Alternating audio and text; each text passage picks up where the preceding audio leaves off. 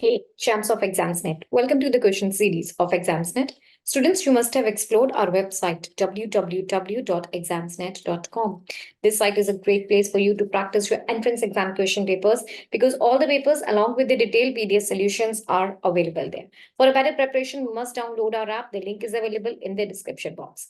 So students, today I'll be solving in this video JEE Mains 1st Feb 2024 shift 1 paper, morning paper. And in this particular video, I'll be solving the mathematical part of the paper. So let's start with it. Very first question, best of luck. Here we go. It says a bag contains 8 balls whose colors are either white or black. So this is the bag which is having your 8 balls. I don't know how many white and black balls are there.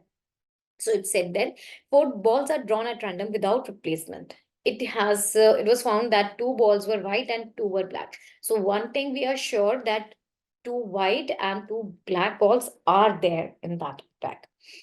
So the probability that the bag contains the equal number of white and the black balls is. Okay, so you have to find out the probability that it contains equal number of white and the black balls.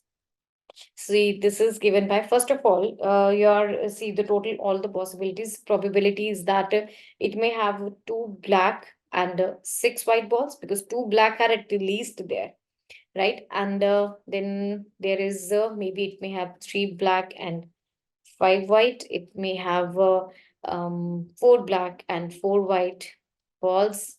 It may have 5 black and 3 white balls, and there's a probability that it may contain 6 black and 2 white balls. Okay, now I want to find out probability that the bag contains equal number of black and white balls. So what you need to find is probability. It has equal number of black, that is 4 black and 4 white balls. Right? This is given by probability that 4 white and 4 black balls are withdrawn multiplied by the probability 2 white, 2 black divided by 4 white and 4 black balls. Whole thing divided by probability 2 white and 6 black into probability 2 white, 2 black divided by 2 white and 6 black balls plus probability 3 white, 5 black upon 2 white, 2 black balls.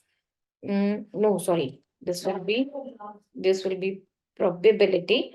3 white and 5 black balls multiplied probability 2 white, 2 black divided by you withdraw 3 white and 5 black balls. This will be plus, like this whole thing, it will go on. We just discussed over here all the possibilities. So this will go on till the time probability that 6 white and 2 black into probability 2 white, 2 black divided by 6 white and 2 black balls. See, one thing over here, each of them, this has the probability to occur as 1/5 times. Right? So this whole probability now becomes, this is equal to 1/5 into 4C2 divided by 8C4. This whole thing will be divided by 1/5 into 2C2 6C2 divided by 8C4 plus 1/5 into 3C2 into 5C2 divided by 8C4. This will go on till, like, this will be 1/5 into 6C2 2C2 divided by 8C4. So let's solve this further. This will be 1/5 into the whole calculations. This will be 1/5. 4C2, this will give me 4 into 3. That will be 6 into 6. 4 into 3, yeah. 6 into 6 upon 8, 7, 6, 5 into 4, 3, 2, 1. So this will cancel with this, and you have 4 2s are 8, and this will give me the denominator. The denominator will become See, this will be 1 by 5. Let's redo the sum from here. Instead of this, I'll be taking 1 by 5 upon 8C4 common from the numerator and the denominator.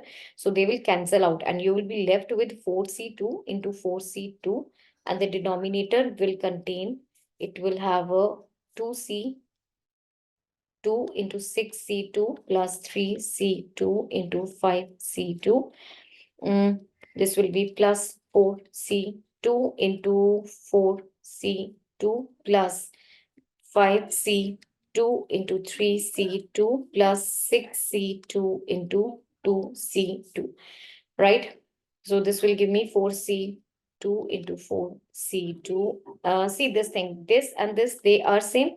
This and this term are same, and you are having 4C2 into 4C2 over here. So this will be 2 into 2C2 into 6C2 plus 2 into 3C2 into 5C2 plus 4C2 into 4C2.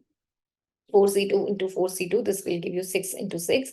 This will be 2 into 1 into this one will be 6 into 5, this will be 15. Plus, this is 2 into 3 into this will be 10 plus 6 into 6. This is equal to 36 upon 30, 60 and 36. This gives it 36 upon 126. This is equal to 36 upon 126, which is equal to 2 by 7. So this is the answer to the question. Option B is the right answer. Hope you're clear with this. Let's move to the next question. Question number 2, the value of the integral from 0 to pi by 4 x dx upon this whole expression is equal to, let's say this is equal to I, so I is equal to 0 to pi by 4 x dx upon sine power 4 2x cos power 4 2x. Let's take 2x is equal to t. This makes 2 dx is equal to dt, or dx is equal to half of dt. Now, the limits will also change in this case. When x approaches 0, t will also be equal to 0. And when x approaches pi by 4, t will approach pi by 2. So now this integral will be equal to limit 0 to pi by 2. This will be t1 by 2, t by 2 into 1 by 2 into dt, whole thing divided by sine power 4t plus cos power 4t. This will give me, this is, let's take 1 by 4 outside, 0 to pi by 2 t dt upon this and this cos power 40. Let's apply the King's rule, which says if you are having integral a to b, limit integral fx dx, this is equal to integral limits a to b f of a plus b minus x dx. So let's apply the same thing. 1 by 4 integral limit 0 to pi by 2. This will be given by pi by 2 plus 0 minus t. This will be pi by 2 minus t upon sine power 4 pi by 2 minus t plus cos power 4 pi by 2 minus t dt. So this is equal to 1 by 4 integral 0 to pi by 2. This is pi by 2 minus t, and sine will be converted into the cos and the cos will be converted into sine. On the same thing, this will remain as such. This will remain because this will be converted into cos and this will be converted into sine. Ultimately, you will get the same thing. This will be sine power 4t plus cos power 4t dt. Now further this, let's say this is equation 2 and let's say this was your first equation. Adding 1 and 2, you will get 2i is equal to, let's add this one. Yeah, this one. Not this will be the first one because here you are having x now. So I will not take this one. Adding this one and this equation, these two equations. 1 by 4 outside integral limits 0 to pi by 2. Pi by 2 plus minus t, they will cancel upon this will be sine power 4t plus cos power 4t dt. Correct? So you have a 2 I is equal to pi by 2. I'm taking this outside only, pi by 8. It will be 0 to pi by 2, 1 upon sine power 4t plus cos power 4t. Now dividing the numerator and the denominator by cos power 4t. All right. You will have 2i is equal to pi by 8, 0 to pi by 2. This will be secant power 4t upon 1 plus tangent power 4t dt. Let's put tangent t is equal to some y. So you will have secant square t dt is equal to dy, or you will have 2i is equal to pi by 8. Now the limits will change. How? When t is approaching 0, when t is approaching 0, y will be 0. And when t is approaching pi by 2, y will approach to infinity. So the limits will change 0 to infinity. And this one will be given by secant. This is actually, let's discuss this also.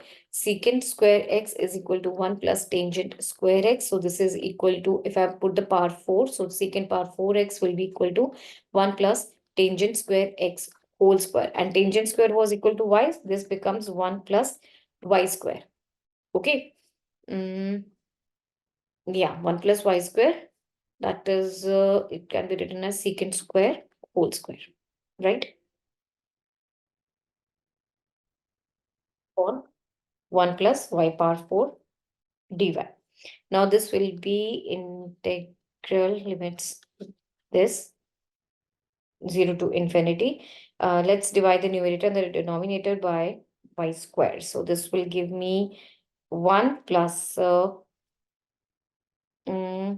1 upon y power this, because this is 1 and this will give me 1 upon y square. This is equal to y square plus 1 upon y square. I'll add and subtract 2 at this point. This will give me pi by 8 limits integral 0 to infinity. This will be 1 plus 1 upon y square, and here will be 2 plus y minus 1 upon y whole square dy. Again, let's put y minus 1 upon y as u. So you will get here, this will be 1 minus log of 1 minus 1 upon y is equal to, okay, 1 minus log of y. No, this will be that I'm mixing with the integral. So if I put this as u, this will be 1 minus plus 1 upon y square dy is equal to du. So let's fill in this equation. You will get 2i is equal to pi by 8 integral of 0 to infinity. Also, the limits will again change. When y is approaching 0, when y is approaching 0, you can't have that. Okay, when y is approaching 0, you will get minus infinity at this place. And when y is approaching infinity, again, you will get infinity at this place, because this will, okay, fine. This will be minus infinity to infinity only. Now this will be du upon 2 plus u square, right? That makes 2i is equal to pi by 8. And this will be given by tangent inverse u upon root of 2. Limits are minus infinity to infinity. So this will be 2i is equal to pi by 8. And here this will give me tangent inverse infinity upon 2, like this is the same thing. And minus of tangent inverse minus infinity. So this is gonna give me, this will be 2i is equal to pi by 8. This will give me pi by 2 minus of minus pi by 2. One thing I have to write down root 2 at this place. It has to be multiplied by root 2. So this gives me I is equal to pi upon 8 into 2 into root 2. This will be pi by 2 plus pi by 2, or you will have pi square upon 16 root 2. This is the answer to the question. And let's check with the options then. Pi square upon 16 root 2. This is not there in the options, but I can make it. See what I got, the answer was pi square upon 16 root 2. Let's multiply the numerator and the denominator by root 2. You will have root 2 pi square upon 32. This is your C option. Hope you're clear with this. Let's move to the next question then. If A is this matrix, B is this matrix, and C is equal to AB into A transpose, and X is given by A transpose C square into A, then what is the determinant of X equal to? So here you have the A matrix. Let's say root 2, 1 minus 1 root 2. Let's find out the determinant of it. So the determinant of A is given by 2 minus of minus 1. This is equal to 3. Similarly, the B matrix is 1, 0, 1, 1. So the determinant of the B matrix is equal to 1 only. 1 minus 0, this is equal to 1 only. Now you are given that C is equal to AB into A transpose. This means that the determinant of C is equal to determinant of A square of the determinant of A multiplied by determinant of B only, right? This gives you, this is equal to 9. So I got the determinant of C as 9. Now what else you are given, that X is equal to this matrix. X is equal to A transpose C square into A. Let's find out the determinant. If I talk about the determinant of all of that, so this will be given by A transpose determinant. This is into C determinant whole square into the determinant of A. And this A transpose determinant and this determinant, they will make the determinant square for A only, because they are actually same things.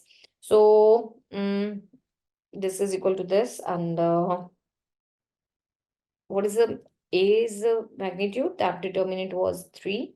So 3 square, and C had 9. This gives me C square, it was, right? 9 square. So this will be equal to 9 into 81, which is equal to 729. This is the determinant of your X matrix. 729. Let's see, this is your B option. Hope you're clear with this. Let's move to the next question. Question number 4, if tangent of A is given by this expression and B is equal to this, and you're given C is as this expression, A, B, C, they are less than pi by 2, what is A plus B equal to? So you have tangent inverse, tangent A as this. Let's write it down. Tangent A is 1 upon root of X into X square plus X plus 1, and tan B is root X divided by root of X square plus X plus 1. Here you have A as tangent inverse 1 upon root X square plus X plus 1, and B will be tangent inverse root X upon root of X square plus X plus 1, right? Now, let's add both of them, A plus B. This will be given by tangent inverse. So this is, if I'm adding, this will be tangent inverse A plus tangent inverse B, and inverse 1 upon root X into X square plus X plus 1 plus tangent inverse root X divided by root X square X plus 1. You know one formula, let's discuss it over here. That tangent inverse X plus tangent inverse Y, I'm talking a general formula. This is given by tangent inverse X plus Y upon 1 minus X into Y. So this is your first and this is your second number over here. So this will be equal to tangent inverse X plus Y. This is X and this is Y upon 1 minus X into Y. This will be root X into X square plus this, X square plus this. Okay. This is tangent inverse. Let's do the cross multiplication. Here you will have a X square plus X plus 1. Root X into root X. This will give me X. plus this was into this whole thing divided by root of, see, one thing I'm not writing, this multiplied by this will cancel this. Okay, so I'm not going to write that.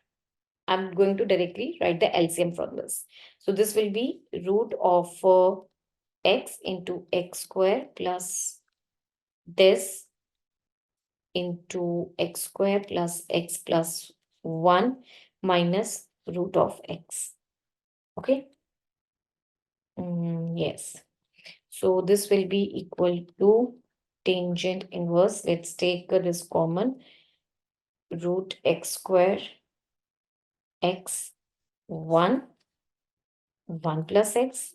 Here you will have in the denominator root x will be taken common, and this will be root of x square x plus 1 whole square minus 1. So this will give me tangent inverse x, tangent inverse, this will be this expression multiply 1 plus x divided by, this will be root x. I'm taking outside x square plus x because minus 1 and 1 will cancel. This is equal to tangent inverse 1 plus x into root of 1 plus x square divided by x. Again, I'm taking common. So this is this 1 plus x. These two terms will also cancel, and you will have this is tangent inverse root 1 plus x square divided by this. Okay, so now let's get back. This was your C. You have to find out A and B sum. I have to utilize the C. C, let's write. This can be written as root of 1 upon x cube plus 1 upon x. Let's write it down only. Okay, C is let's solve the C over here. Root of 1 upon x cube, 1 upon x square, 1 upon x. Correct? So I will take root of x cube, 1 plus x square. This is equal to 1 plus x square under the root into this. I can write it like this. So this is your C. See, they both are same. That means this is equal to tangent inverse of C. So that means your A plus B, that was equal to tangent inverse of C. Correct? And okay, A plus B is equal to, you don't have anything like that, but that will surely mean one thing we missed. This was tan C, not the only C. So this was supposed to be tan C and this was supposed to be tan C. So this becomes tangent inverse of tangent C, that is equal to C, which means A plus B is equal to C. Hope you're clear with this now. So A plus B is equal to C. We have option A as the right answer. Okay.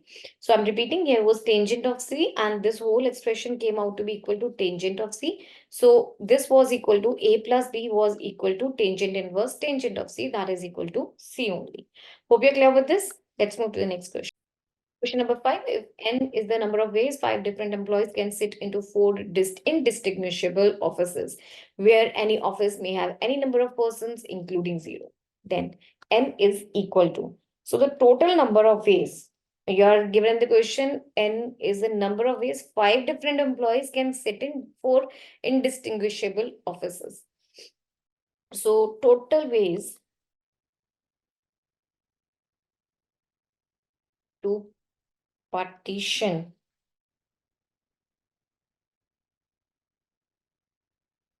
5 into 4 parts are given by, it may be 5, 0, 0, 0. That's your first way. Or 4 in the first, 1 in the second, 0, 0.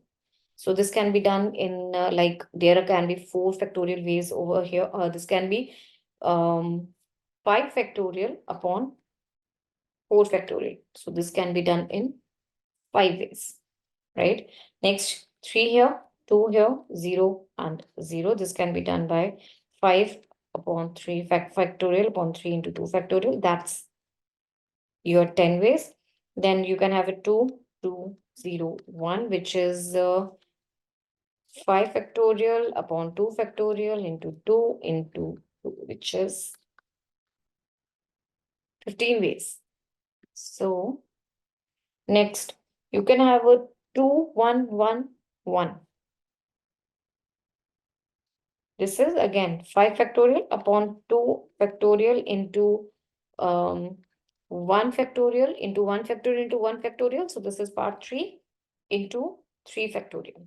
This will be giving me 10 ways. Next, 3 in the first, 1, 1, and 0. This can again be done 5 factorial upon 3 factorial into 2 factorial, which is 10 ways. So how many total ways are there? 1, 5, 10. Let's add total ways. This can be done in 1 plus 5 plus 10, 15, 10 plus 10, right? This is gonna give me 30 and 20. This is equal to 51 ways, right? You have option C as the right answer. Hope you're clear with this. Let's move to the next question then. Question number 6, let S be the set which contains a Z that belongs to the complex number such that modulus of Z minus 1 is equal to 1 and this expression is equal to 2 root 2.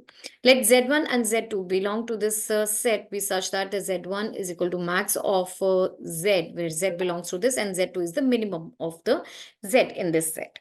You have to find out the value for this expression. Let's start with, let's say Z is equal to X plus iota Y. So you are given that modulus of Z minus 1 is equal to 1. This makes it the magnitude of this will be X plus iota Y minus 1. So I'm writing it like this only. Iota Y, this is equal to minus 1. The magnitude will be given by root of X minus 1 square plus Y square is equal to 1, or you have X minus 1 square plus Y square is equal to 1. Let's see, this is your first equation. Now let's pick up the second one. You have a root 2 minus 1 Z plus Z conjugate minus iota. This is equal to 2 root 2. Let's solve this. You will have root 2 minus 1 and Z plus Z conjugate. This will give me 2x minus this will be iota into 2y iota. This is equal to this. Or you will have the number as root 2 minus this into 2x plus 2y, and this is equal to 2 root 2. Dividing both sides by 2, you will have x into root 2 minus 1 plus y is equal to root 2. Correct. Let's say this is equation 2 and your equation 1 was x minus 1 whole square plus y square is equal to 1. So let's say y is equal to 2 minus root 2 minus 1 into x from here, and let's fill in this equation. You will have x minus 1 square plus y square is root 2 minus root 2 minus 1 into x whole square. Let's take it a bigger bracket so that I can differentiate. This is equal to 1. And let's open this up. You will have x square plus 1 minus 2x plus this is like the first a square plus root 2 minus 1 square x square minus 2ab.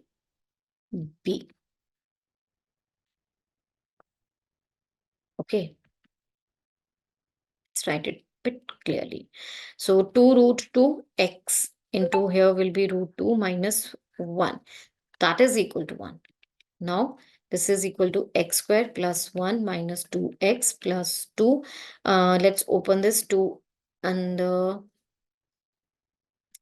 plus 2 plus x square. This will be a square minus plus b square minus 2 root 2 minus this will be 4x plus 2 root 2x, this is equal to 1. This 1 and 1 will cancel out. And you will have here, this will be given by x square minus 2x plus 2 plus 3x square minus 2 root 2x square minus 4x plus 2 root 2x is equal to 0. This, no, this won't cancel because this was x and that was x square. So this expression now will be 4x square. I have utilized these two minus 6x. And these two also have been utilized. You will have further minus this.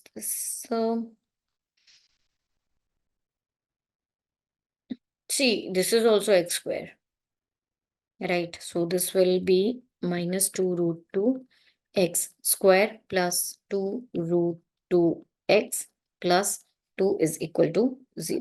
So this makes 4 minus 2 root 2 x square. And here you will have a plus 2 root 2 minus 6 into x, then plus 2 is equal to 0. Let's do dividing both the sides by 2. You will have a 2 minus 2 root 2 into x square plus root 2 minus 3 into x plus 1 is equal to 0. Hope you're clear till here. We have to be very conscious, otherwise this will be whole messed up. So let's solve. I'll be applying the quadratic formula, or instead of that, let's check what will be the roots. Let's divide both the sides by, this is 2 root 2. Wait, this has got to be 2 root 2 x square. Yeah, what I've taken 2 common, so this won't be there now. I'll rewrite this thing. You have a 2 minus root 2 x square plus root 2 minus 3 into x plus 1. Dividing both sides by the coefficient of x square, you will get, instead of that, that will make the sum more complex. I want two such numbers such that their sum will be equal to root 2 minus 3 and the product should be equal to 2 minus root 2. So root 2 is there. I think the two numbers will be given by minus 2 minus root 2x and minus x. Plus 1 is equal to 0. Let's take here 2 minus root 2x. Common from here, this will give me x minus 1, and this is x minus 1 is equal to 0. You will have the two roots as x minus 1 and 2 minus root 2 minus 1 is equal to, 2 root 2 minus this. Let's rewrite this one. This will be equal to 2 minus root 2 x minus 1 is equal to 0. So that means x is equal to 1, or x will be equal to 1 upon 2 minus 2 root 2. 2 minus root 2. Right, these are the two possible values for x. So let's say this is number 3. Now when you have x is equal to 1, and from here, when you have x is equal to 1 and let's say y is equal to 1, from this equation, when I'm putting x is equal to 1, y square will be equal to 1. So when x is equal to 1, you have y is equal to 1. So your z2 will be equal to 1 plus iota in this case. And when you have x is equal to 1 upon 2 2 minus root 2, then using the same x minus 1 whole square plus y square is equal to 1, you will get the corresponding value for y as root 2 minus this. If you put the value of x in this equation, you will get the value of y as root 2 minus 1 upon root 2. So z1 will be equal to 1 plus 1 upon root 2 plus iota upon root 2. Now,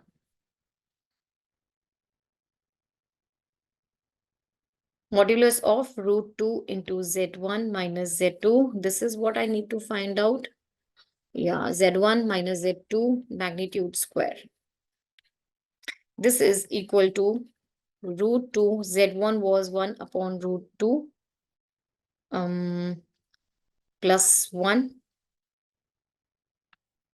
into root 2 is multiplied plus iota into iota upon root 2 into root 2. This will give me iota only, minus z2 was equal to 1 plus iota. So this will be minus 1 plus iota. This is whole square. Let's open it up. So you will have 1 plus root 2. This was supposed to be plus between here, plus iota minus 1 minus iota whole square. This will cancel, and 1 and this 1 will also go away. So you have root 2 square, which is equal to 2. So such a lengthy sum. You got the value for the expression as 2. That makes option D to be the right answer. Hope you're clear with this. Let's move to the next question then.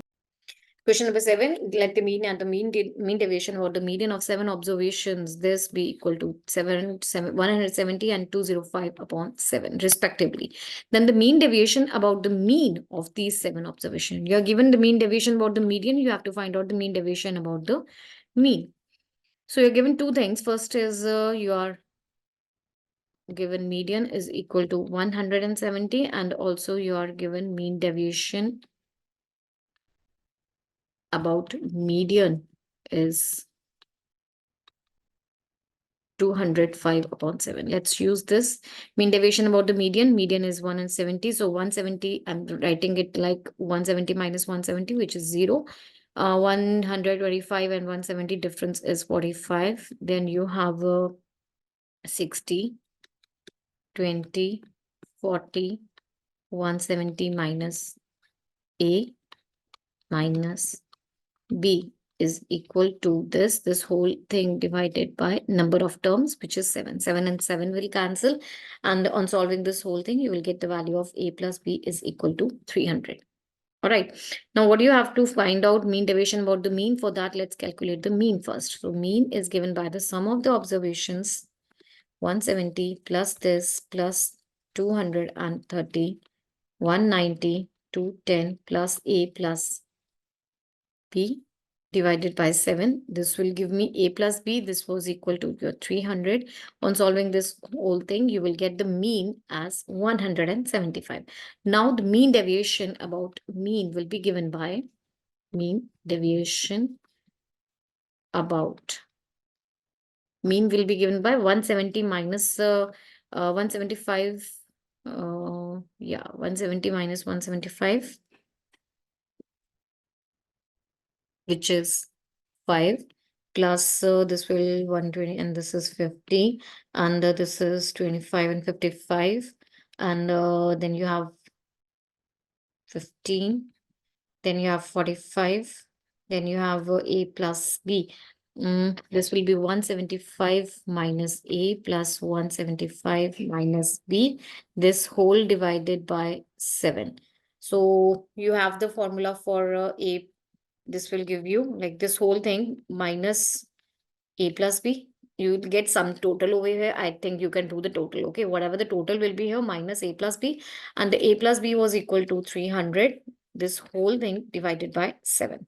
Let's calculate this. This was 55.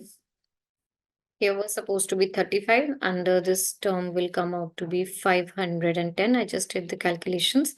Let's rewrite this whole thing. So this is 35 divided by 7. This will give me 510 minus A plus B whole divided by 7. This is equal to 510 minus 300 divided by 7. 210 upon 7, which is equal to 30. So I think this is the answer to the question. Option C is the correct answer. Hope you're clear with this. Let's move to the next question. Next is question number 8. Let A be this factor, B be this factor, and C is equal to, oh God, this is such a complex one. So C is equal to this products, and the dot product of C with this complex number is equal to. So you have A is this, B is this, and C is equal to this. I'll pick up the C first to start like solving this. A cross B, cross I, cross I, cross I. Okay, fine. This is not so typical actually. So let's find out. This can be written as A dot I Yeah, into b vector minus b vector dot I vector into a vector cross I cross I vector. Correct. So this is again equal to, this will be given by um, A is this factor and I is only having the I vector. So this will be minus 5 into 1. This is minus 5 into 1. So this will be minus 5b factor. And this is also going to give me b into I cap. So b into I cap, that will be 1 into 1. So this will be a vector only.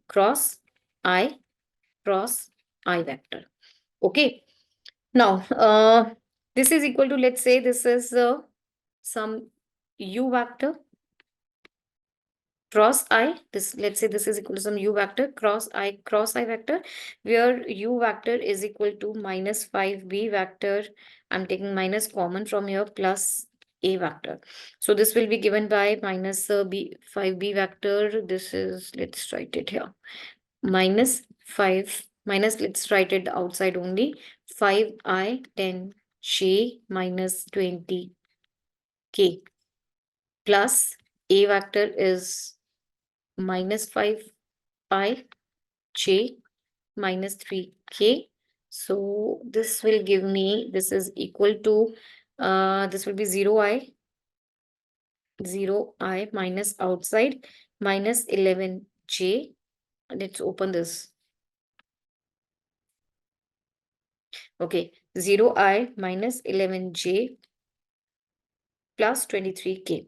This is your u vector. So now this will be equal to u dot I dot this minus I u vector.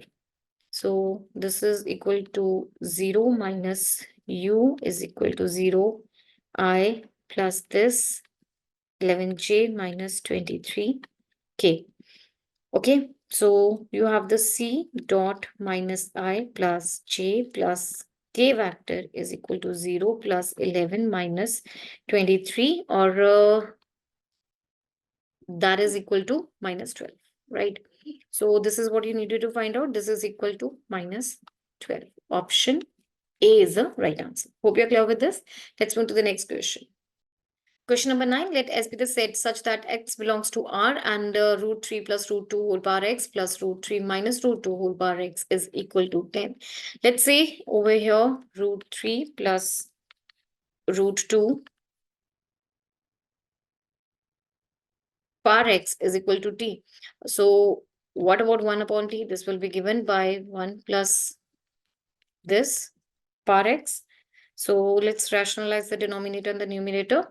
We will have root 3 minus root 2 x whole divided by root 3 plus root 2 x multiply root 3 minus root 2 x. So this will be root 3 minus root 2 power x. So powers are same, bases will multiply. This will be root 3 plus root 2 root 3 minus root 2. This is whole raised to power x. This is equal to this power x. 3 minus 2, this will be 1. 1 power x, this is equal to 1 only. Okay, so I'm not writing it further. This is equal to your 1 upon t. So now t plus 1 upon t, this is given in the question to be equal to 10. That makes t square plus 1 minus 10t is equal to 0, or t square minus 10t plus 1 is equal to 0. Let's find out the two roots for the t. So t will be given by minus of minus, this will be 10 plus 100 minus 4ac upon 2. This will be equal to 10 plus minus root 96 upon 2. Let's divide numerator and denominator with 2. Plus minus, this will be 4 divided 28 inside. 28? 24. Yeah. So inside you will have 24 and there will be no denominator now. This will be the case. So the two root 2 values for t will be 5 plus minus. Again, I'm taking 2. Inside you will have 6. So these are the two values for t. And root 3 What is this t equal to? Root 3 plus root 2 whole power x. This is equal to 5 plus minus 2 root 2. If I compare with this, comparison is not possible in any ways, but if let's try put x is equal to 2, let's say if I put x is equal to 2, or this will be equal to root 3 plus root 2 whole square, this will be this plus 2 root 6, or this is equal to 5 plus root 6, 2 root 6. Okay, let's write it again. This is equal to 5 plus 2 root 6. Similarly, if you will put x is equal to minus 2, so this will be root 3 plus root 2 power 2. This will be 1 upon root 3 plus root 2 power 2, or this will be 1 upon 5 minus plus 2 root 6. Rationalize. You will have 5 minus 2 root 6, a square minus 6 into 4, that is this. So this is equal to this value when I put x is equal to minus 2. So that means for this expression to be true, x will be equal to plus minus 2. That makes 2 is there in the options. That makes C to be the right choice. Hope you're clear. Let's move to the next question. Then the area used by the curves this and this is equal to. So here you have two curves which are given. Let's write down the equations. You have xy plus 4y is equal to 16. And the second one, x plus y is equal to 6. So from here, let's say you have this. Y is equal to 6 minus x. Let's fill in this equation. First of all, I'll take y common. X plus 4 is equal to 16. Or I think it will be better if I take x is equal to something. So let's take this. Instead of taking y is equal to 6 minus x, I'll be taking x is equal to 6 minus y. So you will have a 6 minus y plus 4 is equal to 16, or y 10 minus y is equal to 16. You have 10y minus y square is equal to 16, or y square minus 10y plus 16 is equal to 0. So the two such numbers will be for the y, it will be given by 6 and 10, right? No, 8 and 2. Yes, 8 and 2 will be the two numbers. Minus 8y minus 2y plus 16 is equal to 0.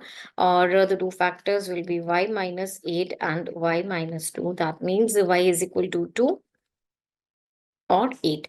If y is equal to 2, then you will have x is equal to 4. And if y is equal to 8, then x will be minus 2. So these are the 2 points of intersection, 2 comma 4 and minus 4 comma 2, and the just only 4 comma 2 and minus 2 comma 8. So these are the 2 points of intersection, 4 and this. So this is the figure. Let's see over here. This is your line.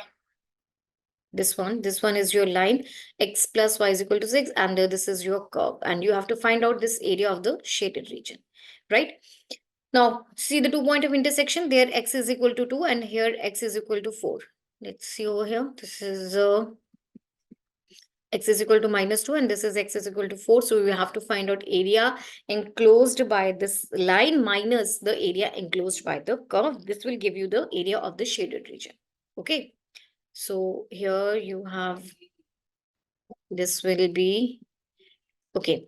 So required area will be given by integral of minus 4 to 2, the equation of the line, which is 6 minus x dx, minus equation of this is minus 4, this is for the curve, and for the curve it is given by 16 upon x plus 4. This is the one. Okay, so this makes it 6x, or 6x minus x square upon 2. I'll write this also 16, and this will be log of x plus 4. minus 2 to 4. Okay, so you have 6 into 4 minus 4 square upon 2 minus 16 log of 8. Now there will be minus, this will be 12, and you have minus 4 upon 2 minus 16, and this will be log of 2. Hope I have not done any calculation mistake. So this will be 24 minus this will be 8 minus 16 log 2 power 3. Let's write it this. Minus minus this will be plus 2 plus 16 log 2. Or this is gonna be 24, and this will be 30 minus this will be 3 into 16 log 2, because this will come over here, or better to write as 16 into 3 log 2. 16 into 3 log 2 plus 16 log 2. This is equal to 30 minus 48 log 2 plus 16 log 2, or 30 minus 32 log 2. This is the answer to the question. 30 minus 30 log 2. 30 minus 30 log 2. Option C. So this is the right answer to the question. 30 minus 32 log 2. Hope you are clear with this. Let's move to the next question. Question number 11, let F be a function from real to real numbers and G also be a function given by these two equations, set of equations for different intervals. Then G of F for real to real numbers is which type of function? Let's write down G of F. You are having Fx and Gx. Please note them down. So you have G of F of X. This can be written as G of Fx. This is given by integral, not integral, sorry. This is given by Fx for Fx greater than equal to 0, and this is given by e raised to power Fx for Fx less than 0. So your G of F of X will be equal to, if I break down this, this will be given by e raised to power minus X for the interval minus infinity to 0, and the e power log of X for the interval 0 to 1, and this will be given by log of X for the interval 1 to infinity open, closed 1 to infinity open. Okay, so let's try and make the graph for the same now. This graph will look something like this. This is your line e raised to power minus X for the, this can be given as a, like this. And then you have this. This is for e power log X, and then you have this as from 1 to infinity. This is the point 1 comma 0. This is your, no, this is your point 0 comma 1, and let's say this is your point 1 comma 1. All right, so this is the graph. So graph of G of X, looking at that, this is a G of F of X graph. This is many 1 into graph. So this is neither 1 to 1 nor on 2. This is the answer to the question, option B. Hope you are clear with this. Let's move to the next question. Question number 12, if the system of equations given by this has infinitely many solutions, then 13 alpha beta is equal to. So given the system of equations, I'm not going to rewrite them. Please note these equations, and they have the infinitely many solutions. That means delta 2, if I write it down, this will be given by 2 minus 1, 5, these coefficients, and x 3 minus 4, 3, beta, and 7. This determinant should be equal to 0 because it is having infinitely many solutions. Let's open up determinant. This will be 21 plus 4 beta plus 1 into 7x plus 12 minus, no, plus 5 beta into x minus 9 is equal to 0. Let's open it up. You will have 42 plus 8 beta, 7x, 12, 5 beta x minus 45 is equal to 0. Or this was your delta 2. This is equal to 0. Delta 2 will be given by this, and This will be giving me, sorry, why did I write x over here? It was not supposed to be x. I don't know why I have written. So x, I have to take the coefficient of x. Okay. Now, that was what was confusing me. This was 13 beta and this is again 7. Okay, now 13 beta plus 42 plus 19 minus 45 is equal to 0. You have 13 beta plus 16 is equal to 0. So beta will be equal to minus 16 upon 13. Let's calculate delta 3 now. Delta 3 will be given by 2, 3, 5, 1, alpha minus 4, 3 minus 1 and 7. This will be equal to 2 into 7 alpha minus 4 minus 3, 7 plus 12 plus 5 minus 1 minus 3 alpha. This is equal to 0. 14 alpha minus 8 minus 57 minus 5 minus 15 alpha is equal to 0. Or you will have minus alpha minus 70. So alpha is equal to minus of 70. Okay, now you got the value of alpha and beta. Alpha is minus 70 and the beta is equal to minus 16 upon 13. What you had to find out in the question was 13 alpha into beta. So 13 into alpha into beta. This gives you 1120 as the answer. So this is the one, option B. This is the right answer to the question. Hope you are clear with this. Let's move to the next question. Question number 13. It says for theta lying in the first quadrant 0 to pi by 2, if the centricity of this hyperbola is root 7 times eccentricity of this ellipse, then what is the value for theta? So let's write down the equation of the hyperbola. You have x square minus y square cosecant square theta is equal to 5. So writing in the standard form, x square upon 5 minus y square upon 5 sine square theta is equal to 1. Eccentricity of the hyperbola, this is given as the root of 1 plus b square upon a square. So this is b square upon a square. This is equal to d square upon a square. This is b square upon a square. No need to do the square. Wait.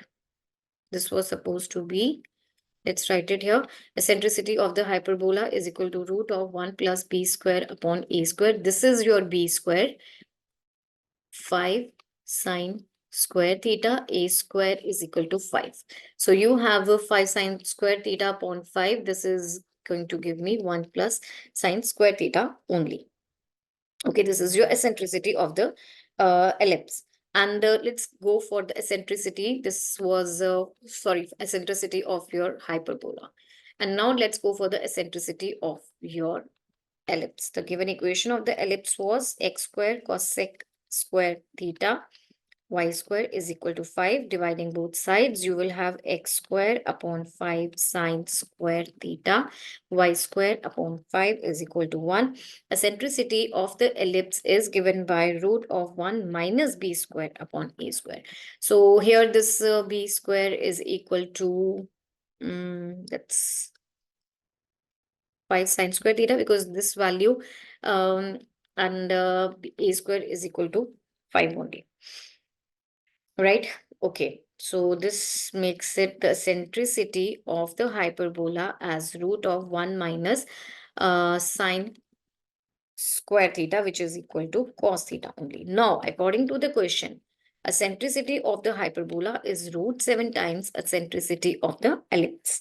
So this gives me 1 plus sine square theta under the root is root 7 times cos theta. Squaring both sides, you will have this is equal to 7 cos square theta, or this can be written as, let's convert into terms of 7, 1 minus sine square theta, 1 minus sine square theta. So here you have 1 plus sine square theta minus 7 plus 7 sine square theta is equal to this, or you have 8 sine square theta is equal to 6, right? That gives you sine theta is equal to root of 6 upon 8, that is equal to root of 3 upon 4, or this is equal to root of 3 upon 2. This makes, see, sine theta is equal to root 3 by 2. That means theta is equal to pi by 3, because you are given that theta lies between the first quadrant. So it's got to be pi by 3 only. This is the answer. Option C is the correct option. Hope you're clear. Let's move to the next question. Question number 14. Let y is equal to yx be the solution for this differential equation, and y of 0 is equal to 1. You have to find out the value for this expression. Let's write down. You have been given that this is dy by dx 2xx plus y cube minus this minus 1. Now, I'll put x plus y is equal to t. So this differentiating both sides, you will have 1 plus dy by dx is equal to dt by dx, or you have dy by dx is dt by dx minus 1. Let's put this in this equation. So you will have a dt upon dx minus 1 is equal to 2x into t cube minus xt and minus 1. This minus 1 and this minus 1, they will cancel out. You will have dt by dx is equal to, I'll take x, shall I take x common? Yes, I will. So x will be taken common. This will be 2t cube minus t. All right. So here you will have 1 upon 2t cube minus t into dt is equal to x dx. Integrate on both the sides. You will get, let's do one thing.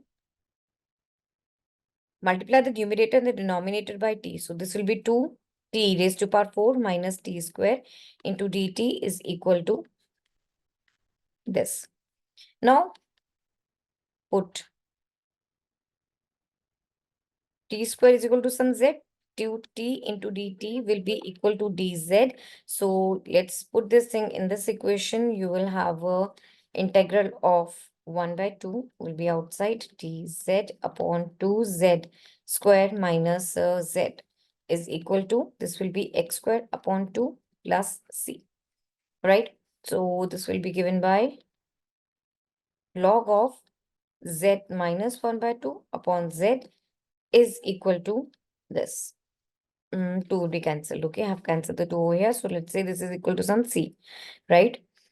Now, hope you're clear till here. So let's pull in what was your z.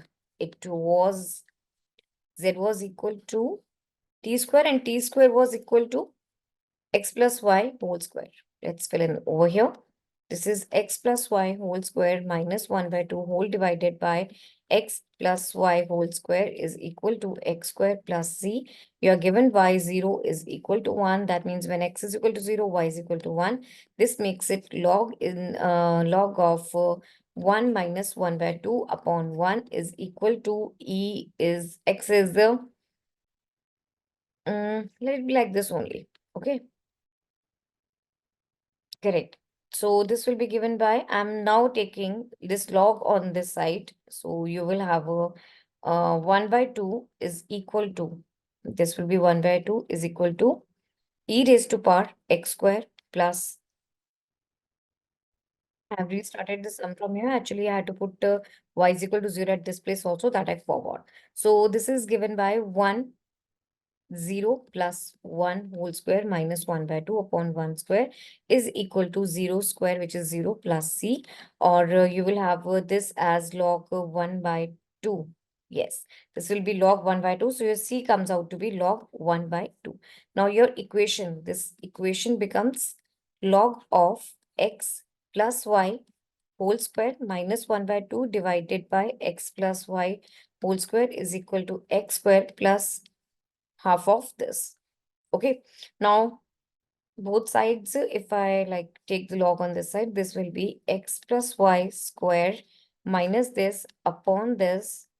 This will be given by e raised to power x square into 1 by 2, right? Because this will be, yes, this will be given by into 1 by 2, and here this will be x plus y whole square minus 1 by 2 upon x plus y whole square. This is equal to root of e into 1 by 2. So this will be equal to 1 minus this This is equal to root E upon 2. And this will be 1 minus root E by 2 is equal to 1 by x plus 2, 1 upon 2 x plus y whole square. One thing I would like to clear that from here x e raised to power x square, I will reach to root E because here in the question you had to find out 1 by root 2 plus y into this. So this 1 by root 2, if I fill at the place of x, this will be 1 by root 2 square, which will give me e raised to power 1 by 2, or this is nothing but your root E. Okay. So now this is equal to 2 minus root E upon 2 is equal to this. Remember, I have filled in x is equal to 1 by root 2 over here.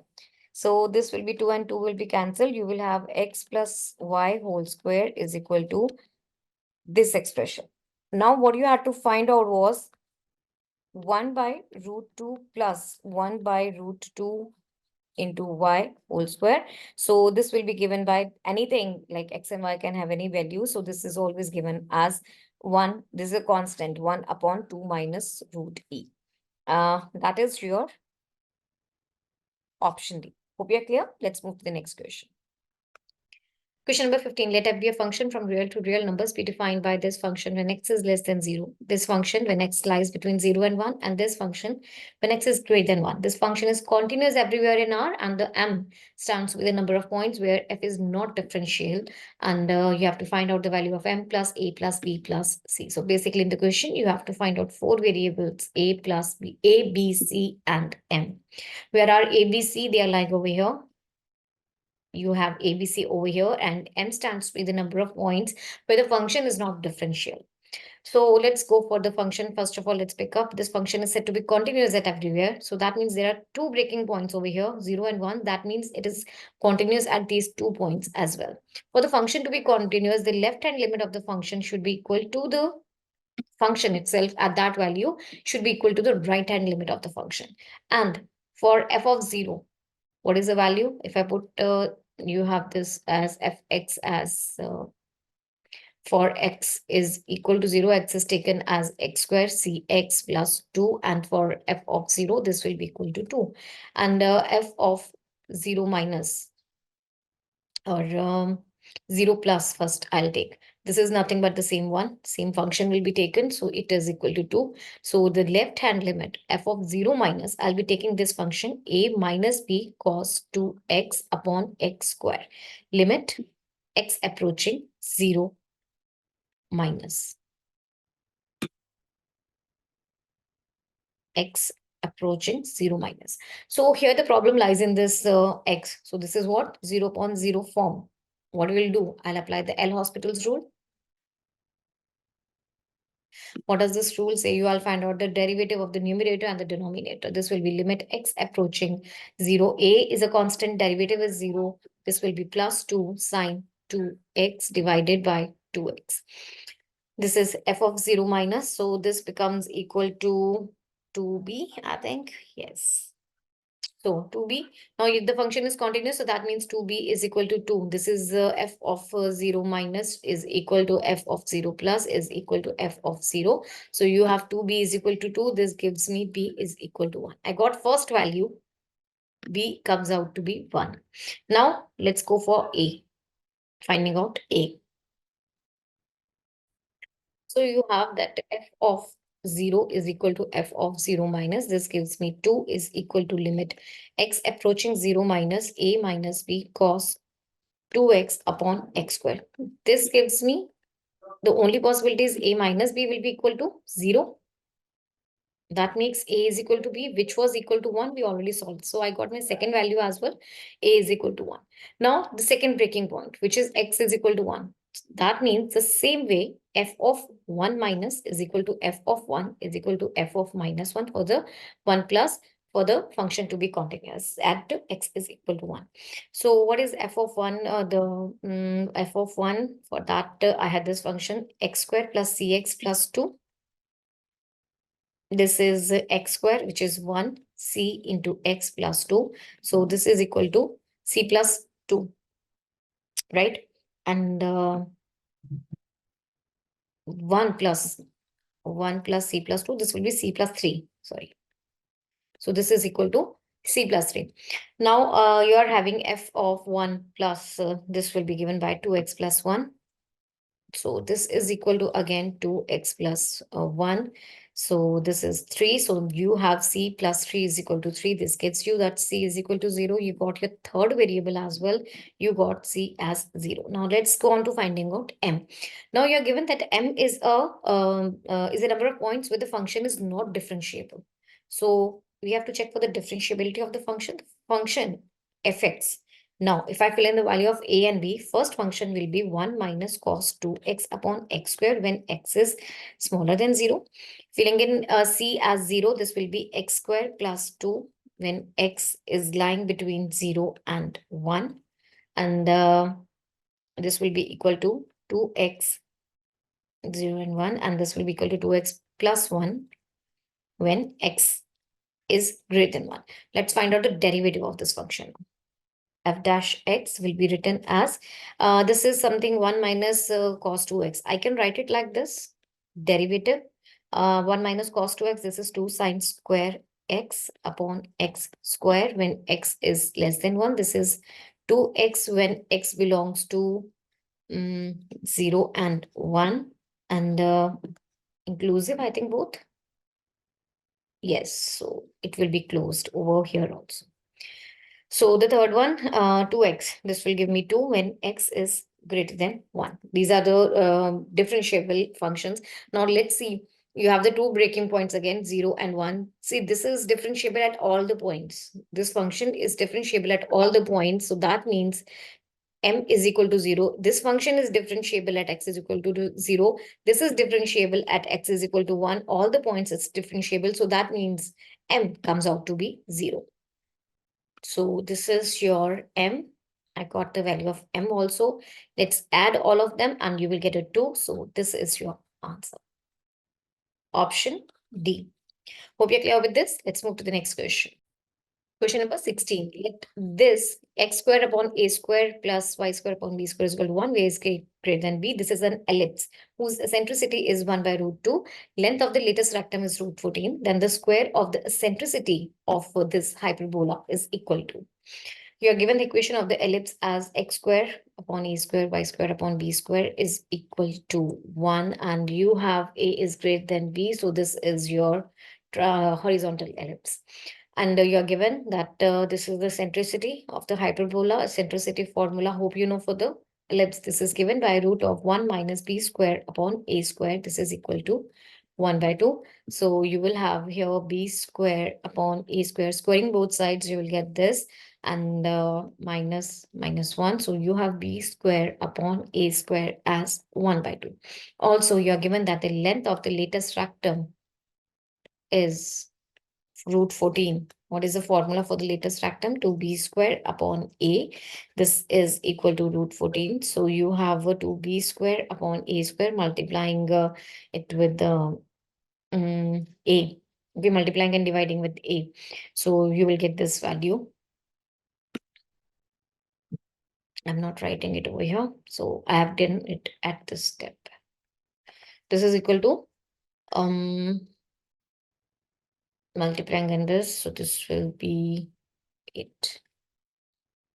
What I have done over here is I'll redo this step. Wait. It's a bit confusion. So this was your 1, 2b square upon this is equal to this. You will have 2b square into a into divided by a square. This is equal to root 14. So 2b square upon a square, this is equal to 1 by 2. So 2 into 1 by 2 into a is equal to root 14. So you have a as root 14. I got the value for a. So you can find out the value for b from here itself. You have b square upon a square as 1 by 2. A was root 14. So b square is equal to 7. I got the value for b square. A square is equal to 14 and b square is equal to 7. Let's form the equation of this hyperbola now. X square upon a square minus y square upon b square is equal to 1. So x square upon a square, this is 14 y square upon 7. This is equal to 1. What you have to find out was square of the eccentricity of this. Eccentricity of the hyperbola is given as root 1 plus b square upon a square. Square of it now. So I'll do this. Square is equal to this. B square was 7. A square is this. So this will be 3 by 2. That's it. This is the answer to the question 3 by 2. Option C is the correct one. Hope you got that. Let's move to the next question. Question number 17. Let 3 A, B, C are in AP. 3 A minus 1, B plus 1, C plus 9. GP. Then arithmetic mean of A, B, and C is. So you have two series over here. First is your AP series and the second one is your GP series. AP series is having 3 A, B, C and GP series is having 3 A minus 1, B plus 1 and C plus 9. So that means over here A minus 3 is equal to B minus A is equal to C minus B. And from here you have A minus 1 upon 3 is equal to B plus 1 upon A minus 1 is equal to C plus 9 upon B plus, B plus 1. Here the condition is A cannot be equal to 1 and B cannot be equal to minus 1. So this makes it A minus 1 whole square is equal to 3 into B plus 1. So you have A square plus 1 minus 2A is equal to 3B plus 3. A square minus 8A plus 7 is equal to 0. The two factors we have to find out, it will be given by A minus 7. A minus 1 is equal to 0. So that means A can be equal to 1 or A can be equal to 7. We already talked about here, A cannot be equal to 1. So I will reject this one. That means we have A as 7. So let's find out. You from here, you have A minus 3 is equal to B minus A is equal to B minus A. 2A is equal to B plus 3. So A will be equal to 5. Wait.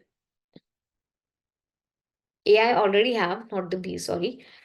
This will be given by 14 minus 3 is equal to B. So B comes out to be 11. I got the value of A as 7. B came out to be 11. Now the third one, you have to find out C. B minus A is equal to C minus B. Now B minus A is equal to C minus B. B we solved, it was 11. A was 7. C I have 2. B was 11. So this makes 4 plus 11 is equal to C. So C comes out to be 18. I got the values for A, B and C. A 7, B 11 and C is equal to 15. So let's find out the mean. 7, 11 and 15 divided by 3. This will give me 11. So this is the answer to the question, option D. Hope you're clear. Let's move to the next question. Question number 18. Let C be given by this circle and C dash be given by this circle. If the set of all values of lambda so that C and C dash intersect at two distinct points is all the real numbers except A and B, then the point this lies on which of these curves. So to get the point, I have to get the values of A and B, and they intersect at these two distinct points. You have to get the value of A and B from here. First circle, x square y square is equal to 4, which can be written as 2 square. This is the circle C. Center of the circle 0 0, radius of the circle 2. So the second one, you're having the C dash circle x square y square 4 lambda x plus 9 is equal to 0. Center here will be given by minus half the coefficient of x and half the coefficient of y, which is 0. This is the center for the second circle, and the radius for the second circle is root of g square plus f square minus c. This will be 2 lambda square plus 0 minus 9. So you have 4 lambda square minus 9. Okay, so this was your R2, this is your R1, this is your C1, and this is your C2. Let's find out the modulus. The magnitude of the difference between the two radius. This is given by 2 minus root of 4 lambda minus this, and R1 plus R2 will be given by 2 plus root of 4 lambda minus 9. C1, C2, this will be given by, these are the 2 points. So this will be origin. So this will be 2 lambda only. C1, C2, this is equal to 2 lambda only. Let's see the range of this. You easily see that R1 minus R2 is less than C1, C2 is less than the magnitude of R1 plus R2. That makes 2 minus, because they intersect, right? So this is true. So that means 2 minus 4 lambda minus 9 under the root is less than 2 lambda is less than 2 plus 4 lambda minus 1. So let's do the squaring on both the sides. I'll pick up first of all this one. 2 lambda is greater than 2 minus this. Let's do squaring on both the sides. You will have 4 lambda square greater than 4 plus 4 lambda square minus 9 minus 4 lambda square minus 9. So you have 4 lambda square minus 9.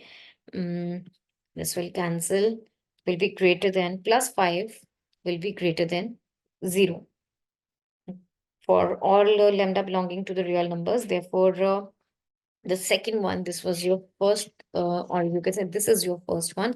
Now for the second one, I'll pick up mod of 2 lambda is less than, okay, this is greater than. Mod of 2 lambda is less than mod of 2 plus 4 this. So you have 4 lambda square, squaring both sides, 4 lambda square less than 4 plus 4 lambda square minus 9 plus 4 lambda square minus 9. So solving this, you will get 5 less than 4 into 4 lambda square minus 9. From here, you have lambda square greater than 9 by 4. Now this is your domain, and from this one, you had lambda may belong to all the real numbers. All right. So now this one. Let's do lambda. Let's multiply this. 4 lambda square is greater than equal to 9, or 4.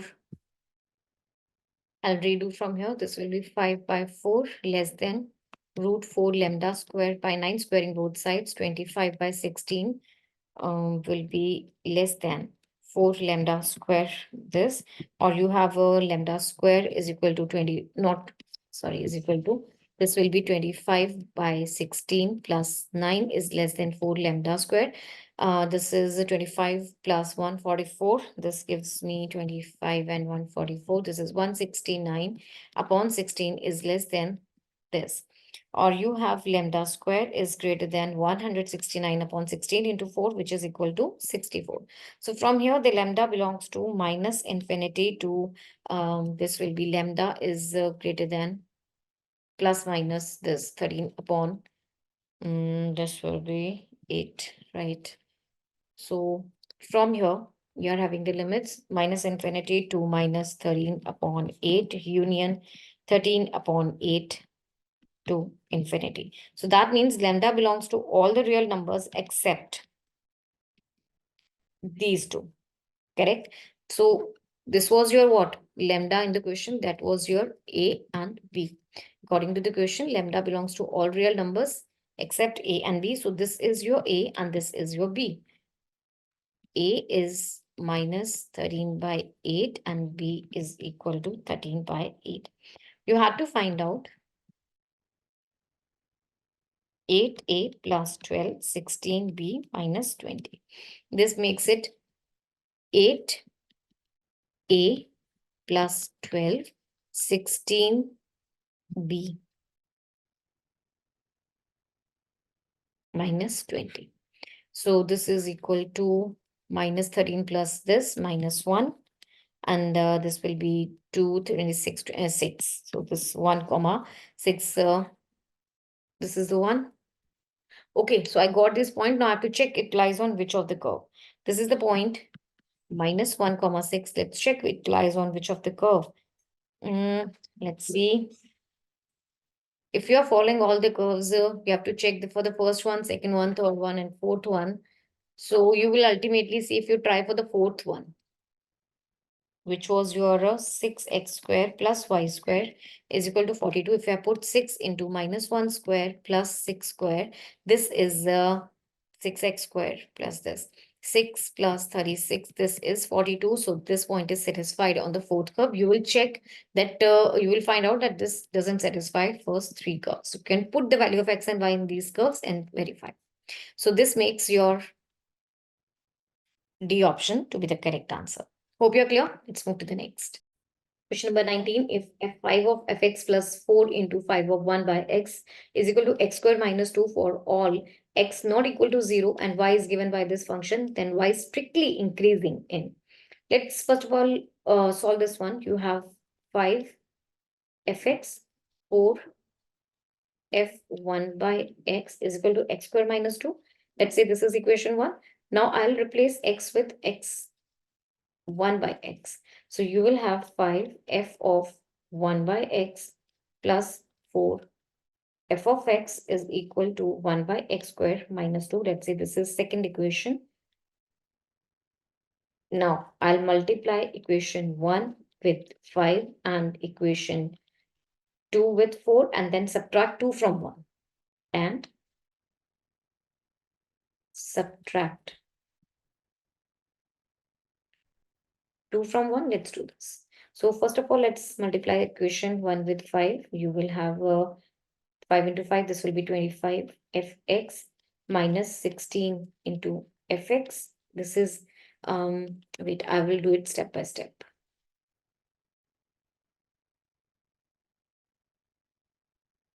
Okay, so first equation with the 5. Let's do this. Equation 1 multiply by 5. This will give me 25 fx plus 20 f by x is equal to 5x square minus 10, and the equation 2 multiply it with the 4. You will have 20 f of 1 by x plus 16 f of x is equal to 4 upon x square minus 8. Now subtract 2 from 1. So you will have your, this will be 20. I'm doing this, okay?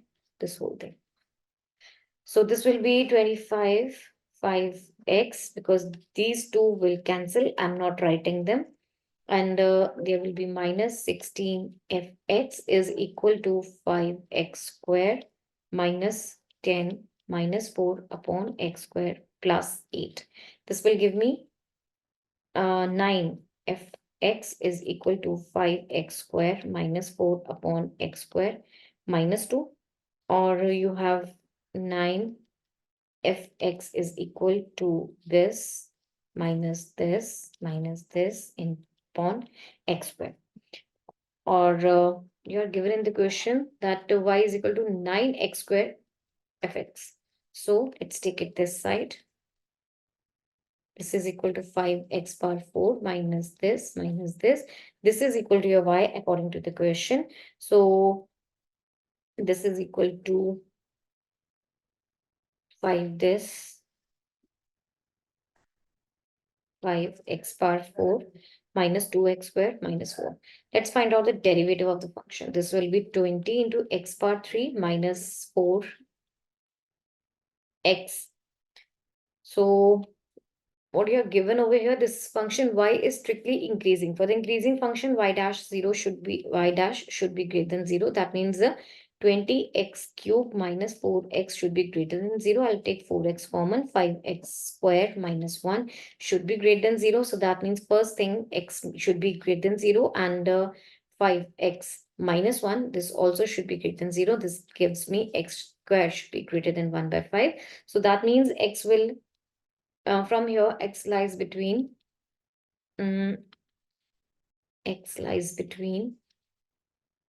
these two values. right? Combining both of them, x will belong to, this is open, minus 1 by 5 to 0, 1 by root 5 it should be, sorry, because it was square, right? And comma infinity. So this is the answer. Let's check with the options. Here you have option no. It will be, no, not this one. It will be this one. Option B. Hope you're clear. Question number 20. If the shortest distance between these two lines is equal to 1, then the sum of all possible values of lambda is. See, the shortest distance type of sums, they are very important because every paper contains this sum. One sum at least, right? So go for this formula. The shortest distance is given by, it is equal to the magnitude of V1, the two vectors, the cross product of these two vectors, divided by the magnitude of the cross product of the two vectors, dot product with the AB vector for these two lines. Okay. If this is A and this is B, dot product for these two lines. So here in the question, let's say this is V1, the first one. V1 is given by minus 2 I cap, J cap, K cap. And V2 is given as I cap minus 2 this and this plus K. Okay. And AB will be given by, for that I have to take the direction ratios for both of these lines. So AB will be given by, here will be minus 3 plus lambda. Then you will have minus 1 plus 2, not a comma over here, minus 1 plus 2. And then you will have minus 2 plus 1. This is your AB line. So this is the direction ratios for the AB line. This is given by lambda minus 3 and 1 and minus 1. So this will be given by the vector form. AB vector will be given as lambda minus 3 root 3 I, lambda minus root 3 I plus J minus K. Now it's going to go on for the shortest distance. Shortest distance is given by AB, this vector, dot product with. Okay, I have to find out this also now, V1 into V2. Let's solve it here. V1 cross V2. So this will be given as IJK, and what is your V1? Minus 2, 1, 1, 1 minus 2, 1. All right. So this will give me I into 1 plus 2, that is equal to 3, minus J. This is minus 2 minus 1 plus K vector into minus 4 plus 1. This gives me 3I plus 3, 3I, this will be not minus 4. Wait. This is got to be, this will be K cap 4 minus 1. This will give me 3I minus plus 3J and 3K. Let's take 3 common, I, J and K. This is the cross product of V1 and V2 vector. Let's find out the magnitude of V1, V2. Magnitude of V1 and V2 vector. This will be given by root of, I'm taking 3 outside only. So this will be 1 square plus 1 square plus 1 square, which will be equal to 3 root 3. So let's find out over here. This is lambda to this. I'll rewrite this thing. Shortest distance is given by, what was the formula? It was V1 cross V2 vector divided by the magnitude of it, dot product with AB vector. Now we have everything. V1 into V2, this was this. So you have 3I, J and K. AB vector was, where it is? Yes, it is here. Lambda minus root 3 I, J, K. lambda minus root 3 I, j and k dot product of these two vectors divided by 3 root 3. So this 3 and this 3 will cancel. I'll have I plus j plus k multiply dot product with lambda into this I, j and k magnitude. This is equal to lambda minus root 3 plus 1 magnitude. This will give me what it is. The shortest distance is given to you as 1. Then the sum of the possible lambda values of lambda. So this is equal to 1. That means here was root 3 in the denominator. I missed that. So this is equal to into root 3. And this will give me lambda minus root 3 plus 2, 8. This is minus k and this one is minus, minus and minus. This will cancel and here will be 0 is equal to root 3. Let's write it once again. Lambda minus root 3 is equal to root 3. Right. So now it can have two values. If I open up this, remove this mod, you can have lambda minus 3 is equal to positive root 3 or lambda minus root 3 is equal to negative root 3. In this case, it will be lambda is equal to 2 root 3. And in this case, you will have lambda is equal to 0. Now you have to find out the sum of all possible values of lambda.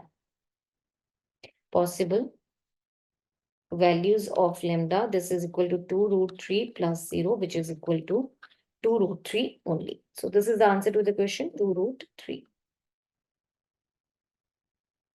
Option B.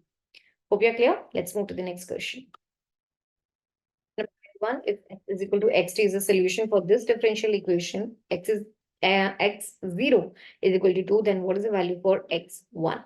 So that means when t is equal to 0, x is equal to 2, you have to find out the value of x when t is equal to 1. So your differential equation t plus 1 into dx is equal to 2x plus t plus 1 whole power 4 dt. This is the differential equation, and if I write it properly, dividing both sides by dt, you have dx by dt into t plus 1 is equal to 2x plus t plus 1 whole power 4. I'll remove the brackets, it will be easier to see.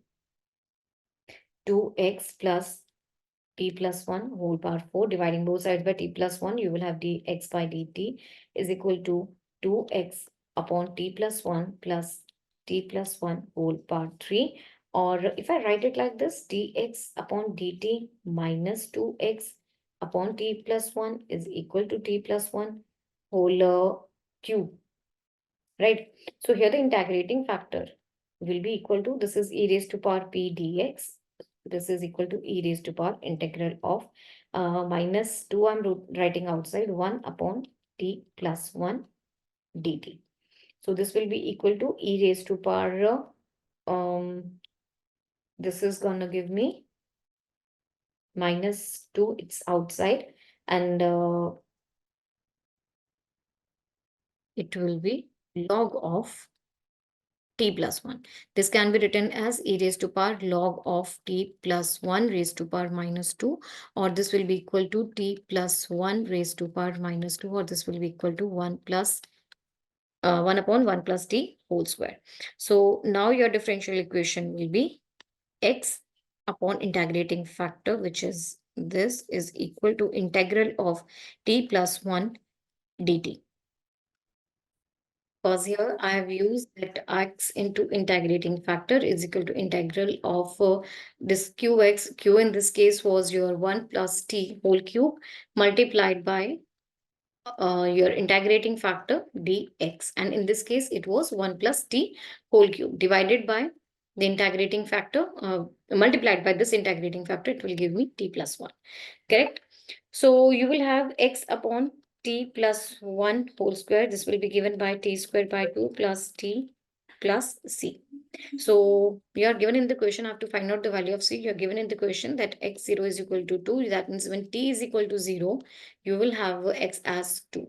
So this will be 2 upon 1 is equal to 0 plus C. This gives me C is equal to 2. So now this equation will become x upon t plus 1 whole square is equal to t square upon 2 plus t plus 2.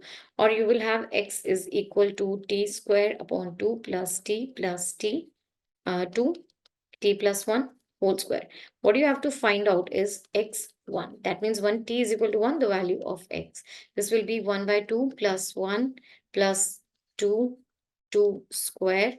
This will be 3 by 3, 1 by 2. 3 1 by 2, this will be 3 1 by 2 and 7 by 2 multiply by 4. So this will equal to 14. This is the answer to the question 14. Hope you're clear with this. Let's move to the next question.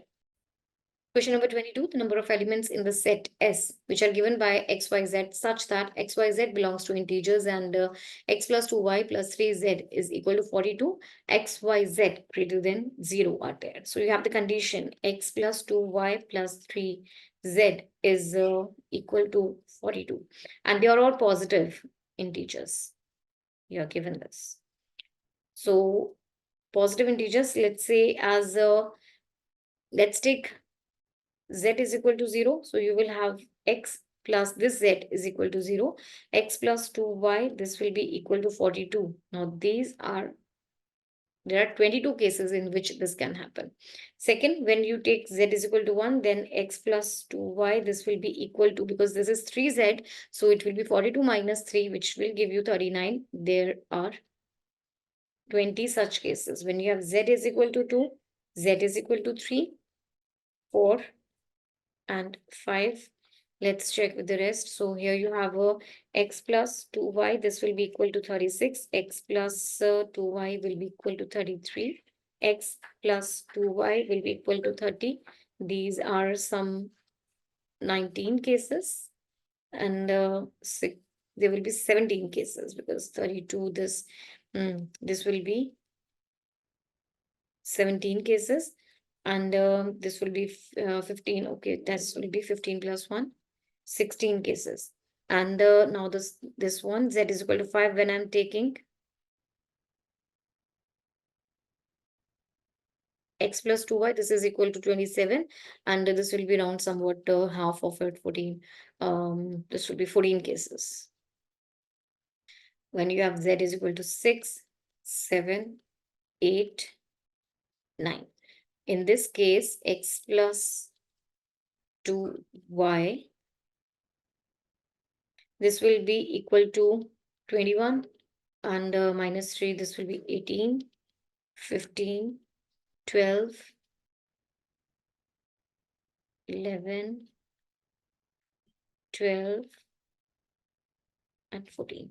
So here x plus y, this will be 9, x plus 2y 6, x plus 2y 3. I have done some mistake.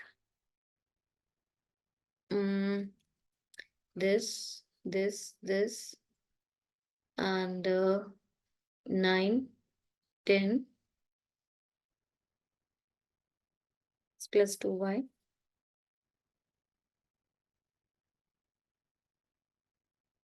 I missed a 24 over here. And this should have been 21. This will be 18, 16, not 16, 15. Here will be 12, 9. Here will be 6, 3, and 0. So how many cases are there? In this one, you will have 12. So this will be 13 cases. This is 10, 11 cases, 9, and this will be 10 cases. This will have 8, 7, 5, 4, then 2, and 1. right? So let's add all of them now. You will have to add 22 plus 20 plus this plus this. You will add all of them, and you will get your answer as 169 cases are there total.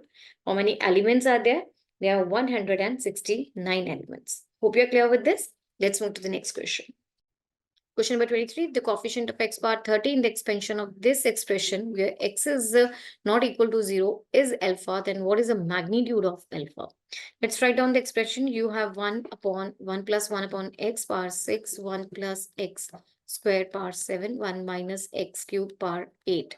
I can write it like x plus 1 power 6, this whole thing divided by x power 6, 1 plus x squared power this, 1 minus x cube power 8. Now the coefficient of x power 30 will be taken when I'll be considering x power 36 from the numerator. Because then x power 6 will from denominator will come and I will get the resultant x power 30 only. Okay. So now I'll be taking x power 36 coefficient from the numerator. Let's consider the expression 1 plus x power 6, 1 plus x square power 7, 1 minus x cube power 8. Now the general term here is given by 6c, let's say R1, 7c, R2, and 8. Here will be 8c, R3. Here it will be minus 1 because this is having minus 1. So minus 1 raised to power R3 into x raised to power R1 plus 2 into R2, 3 into R3, right? Because it's a x bar 1, x bar 2, and x bar 3. Correct. So what you need to have, you want to have R1 plus 2 R2 plus 3 R3. This should be equal to 36 in order to have the coefficient of x bar 36. Now the possible values of R1, R2, R3, they will be given by, there will be many cases. First is I'll consider R3 as 8. So in that case, 3 R3 will be equal to 24, which will give me R1 plus 2 R2 will be equal to 36 minus 24, which is equal to 12. 36 minus 24 will give me 12. So let's make a table for that. Here are the R1, R2, and R3. I'm taking R3 as 8. So the possible value when R1 is equal to 0, this will be 6 because you are having 2 R2 over here. And this is the second one. When R1 is equal to 2, this will give me 5. And this will be 4. This will be 4 again. And this is 8. So 6, 3, and 8. This is your first case. So here you're having this. In this one, second case, let's take R2, R3 as 7. So R3 as 7, 3 R3 will be equal to 21. So that means R1 plus R2 will be equal to 36 minus 21, which is equal to 15. Let's make a table for that now. So here will be the table. Here will be the table now. Wait, this is R1, R2, and R3. We are having 7, 7, and 7 only. So when I'll take here, I'll take R is equal to 1. This can be 7. Here I'll take R3. This will be 6, 5, 5. Now this is your case 3. Let's take R3 as 6. So 3 R3 will be equal to 18.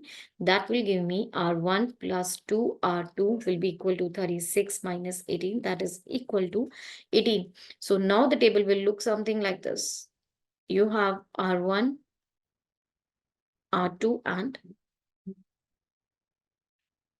R3. So this is R3 was we had taken 6.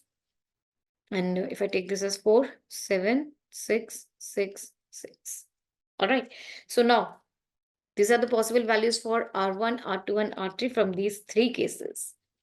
So let's find out the coefficient of x power 36 in the first case. This will be given by, because R3 is 8, this will be given by 8C8 multiply. From here, R1 is 0, so 6C0, R2 is 6 into 7C6 plus the second row. This will be 6C2 multiply 7C5 plus 6C4 multiply 7C4 plus 6C6 multiply 7C3.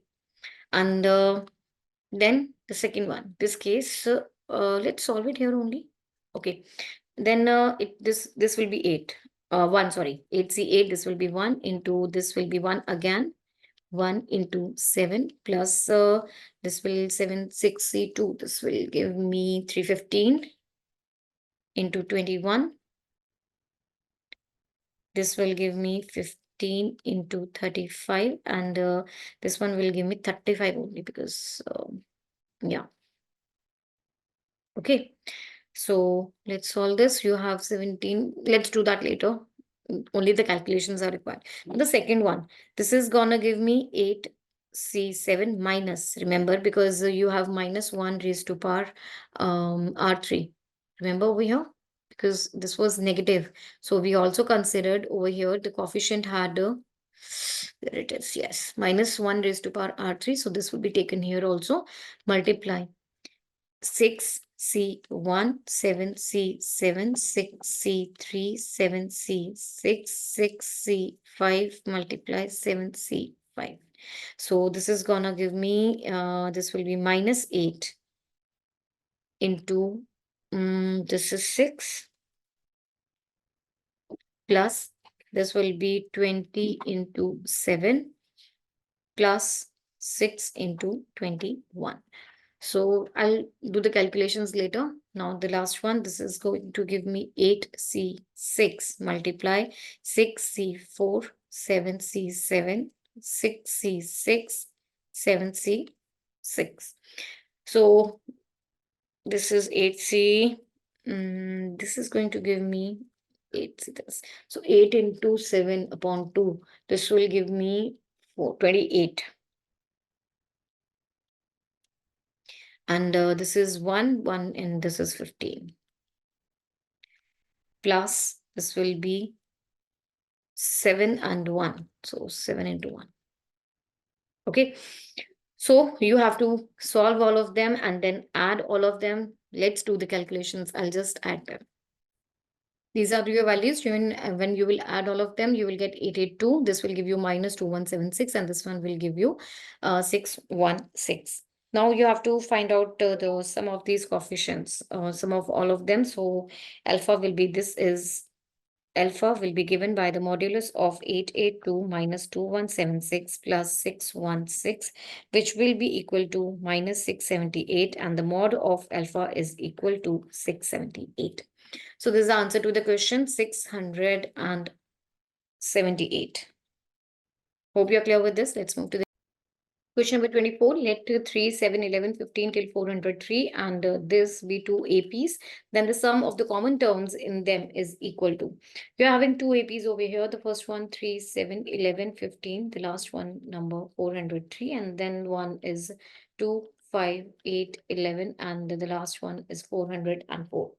So this is your first AP. The first term in this AP is 3. The common difference, let's say D1, that's 7 minus 3, that's equal to 4. First term in this AP is 2, and the common difference in this AP is 5 minus 2, which is equal to 3. Now, you have to find out the common terms. So common, you can say first common term. First common term is given by 11, because this is 11 and 11. This is the first common term. And then you have to find out the LCM of D1 and D2, which is LCM of 4 and 3, that is equal to 12. So that means the series will be something like 11 plus 12, which is 23, plus 12, this will give me 35, and so on. I don't know about the last term, but I'll take 403. Why? Because you have 404 and 403, 403 and 404. The least one I'm taking over here. Okay. Now, I'm assuming this is exactly not the last term, but of course, the last term is smaller than 403. Now, nth term of an AP is given by A plus N minus 1 into D. So this makes 403 is equal to A, which is 11 plus N, I don't know, D is 12 in this case. This is equal to 392 divided by 12 is equal to N minus 1. Division of both of them, this gives me 32. Wait, yes, it will give me 32.66. This is equal to N minus 1, or N will be equal to 33.66. Of course, the value will be smaller than 403. That means I'll take the number of terms in this case as 33. So that means the series becomes 11, 23, 35, so on up to 33 terms. You have to find out the sum of it. Sum formula is given by N by 2, 2 plus 2A, N minus 1 into D. N in this case is 33, and 2 into 11 plus 33 minus 1, D is 12. This gives me, I will leave it as such, this is 22 plus 32 into 12. On solving this whole expression, you will get 6699 as the answer to the question. So you have 6699 as the right answer to the question. Hope you're clear with this. Let's move to the next question. Question number 25, let this denote the fractional part of x, and fx is given by this function. X is not equal to 0 if n and r respectively denote the left-hand limit and the right-hand limit of fx at x is equal to 0, then what is the value for this expression? You are having fx as cos inverse. I'll write it like normal, 1 minus x squared, sine inverse 1 minus x, whole thing divided by x minus, I'll take x common from here, 1 minus x square. Okay, so, okay, fine. This is, let's say L, R, let's say the right hand limit. Now this will be given by limit x approaching 0 plus cos inverse 1 minus x square sine inverse 1 minus x divided by x into 1 minus x square. So let's put in the limits. This will evaluate to be limit x approaching 0.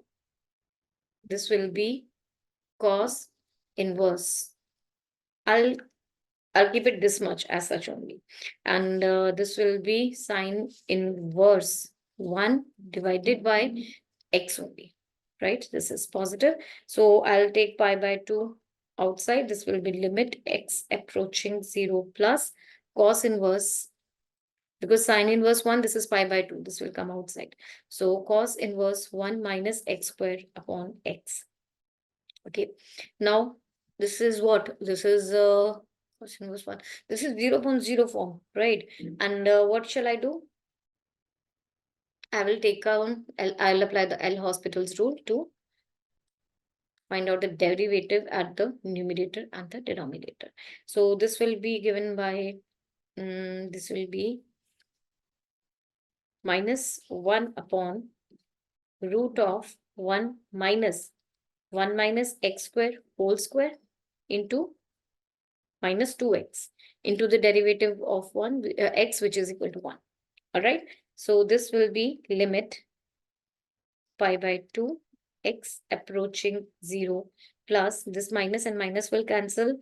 You will have a 2x upon this on solve. Let's write it over here. This is 1 minus 1 minus x power 4 plus 2x square. This will give me root of 2x square minus x power 4. Okay, root of 2x square minus x power 4. So this and this 2 will also get cancelled. You will have pi limit x approaching 0 plus x upon root of x again taken outside 2 minus x square. Now if I put the limits, this x and x will cancel. You will have a pi upon root 2. This is your R or your right hand limit. Now let's go on for your left hand limit. This is limit x approaching 0 minus cos inverse. Okay, it was, let's write it cos inverse. This will be 1 minus 1 plus x square sine inverse 1 minus 1 plus x whole thing divided by 1 into 1 minus 1 plus x square. This is limit x approaching 0 inverse. This will be cos inverse. If you will open this, you will have minus x squared minus 2x into sine inverse. This will be minus x whole thing divided by minus x squared minus 2x. Or if I put this as 0, this will be, right? So cos inverse 0, this will evaluate to be pi by 2. Let's write it outside. Into limit x approaching 0 minus, this will be minus sine inverse x divided by, let's take minus x common from here, x plus 2, right? So this will give me sine inverse x upon x. This will evaluate to 1 pi by 2 into 1 upon 0 plus 2, which is equal to 2. This gives me pi by 4, and this is your L. Now, what you had to find out was this expression, 32 upon pi square, L square plus R square. 32 upon pi square, L square plus R square. We got the value of L as pi by 4, R as pi upon root 2. So, 32 upon pi square by 16, pi square by 2. This will give me, this pi square will cancel. No. A bit hurry. Okay. 32 upon pi square. You'll have pi square plus 8 pi square upon 16. 32 upon pi square, 9 pi square upon 16. This will cancel out. This will cancel. You will have 18 as your answer. Hope you're clear with this. Let's move to the next question. Number 26, let the line root 2x plus y is equal to alpha passes through the point of intersection P in the first quadrant for this circle and this parabola. Let the line L touch the two circles C1 and C2 of equal radius to root of 3. If the centers Q1 and Q2 of the circles lie on the y-axis, then the square of the area of the triangle PQ1, Q2 is equal to. So you are having this line is passing through the point of intersection of this circle and this parabola. Let's find out the point of intersection of the circle. X square, y square is equal to 3. X square is equal to 2y. So 2y plus y square is equal to 3. Y square plus 2y minus 3 is equal to 0. Y square 3y minus 3 is equal to 0. So y plus 3 and y minus 1 is equal to 0. You can have y is equal to minus 3 and 1. You are given that this is equal to minus 3. But if I put minus 3, then x square will be negative, which is not possible. So that means you got your value for y as 1. All right. So what will be the point of intersection? If y is equal to 1, x will be equal to root 2. So the point of intersection, that is the point P, will become root 2 comma 1. All right. So see over here, this is root 2 comma 1. If this is the line, root 2x plus y is equal to 1 passes through P. So that means root 2 into root 2 plus y, okay, 1 is equal to 1. So, no, is equal to alpha. It was is equal to alpha, not 1. Is equal to alpha. So you have 3 is equal to alpha. I got the value for alpha is equal to 3. Now, you had just said that the centers Q1 and Q2 for the C1 and C2 circle, they lie on the y-axis. So let's say the center of C1 and C2. Let us say that center of C1 be 0 comma alpha. So this alpha, this is I'm taking only for the C1 right now. Now you are given that these two circles, they are both are lying on which axis? Y-axis. So these both circles, they are lying on the y-axis and they are having the same radius of 2 root 3. right? And this is C1 circle, this is C2 circle. Let's say the center of the circle is at 0 comma alpha. Now this radius, this falls perpendicularly on the tangent, right? So that means this 2 root 3 is nothing but this is the perpendicular distance from center on the line root 2x plus y is equal to alpha. Let's say beta. I will not take it as alpha because alpha has already been used in the question. Let's say this is equal to beta. So that was equal to alpha, which we solved to be 3. Right. Now this is the point. If we see, this is the point 2, 0 comma beta. Let's write it here. So let's say this is your point 0 comma beta, and this is your line root 2x plus y is equal to 3, and this is your perpendicular distance of 2 root 3. Now this 2 root 3 will be equal to mod of root 2x into 0 plus y into beta. So this will be beta only minus 3 divided by root of root 2 square plus 1 square. This will be equal to 2 root 3 into, let's write it down only first. 2 root 3 is equal to beta minus 3 upon 2 plus 1. This is root 3. This gives me 2 into 3, that is 6, is equal to mod of beta minus 3. That means beta minus 3 can be equal to 6, or beta minus 3 can be equal to minus 6. Here beta will be equal to 3, 9. And here beta will be equal to minus 3. So these are the two possible values. See, now these two circles got their center. The center for this circle is 0 comma, it was the 3 or minus 3, minus 3, 9, and for this circle, this is 0 comma minus 3. These are the two centers for the two circles. Now what I want to find, see, the centers are given to as Q1 and Q2. Okay, fine. So this one is your Q1 and this one is your Q2. We already have the point. Let's write it over here. We already got the point P as root 2 comma 1. The point Q came out to be 0 comma minus 3, and Q1 or Q2, whatever you want to take, no problem in that. And that was a 0, 9. So then the area of the square formed by this area of the square of the area formed by this triangle. So this is your triangle. Let's see, this is maybe not a right angle triangle for sure, but maybe any triangle. So let's check with the triangle. You are having 3 coordinates. Let's say this is P,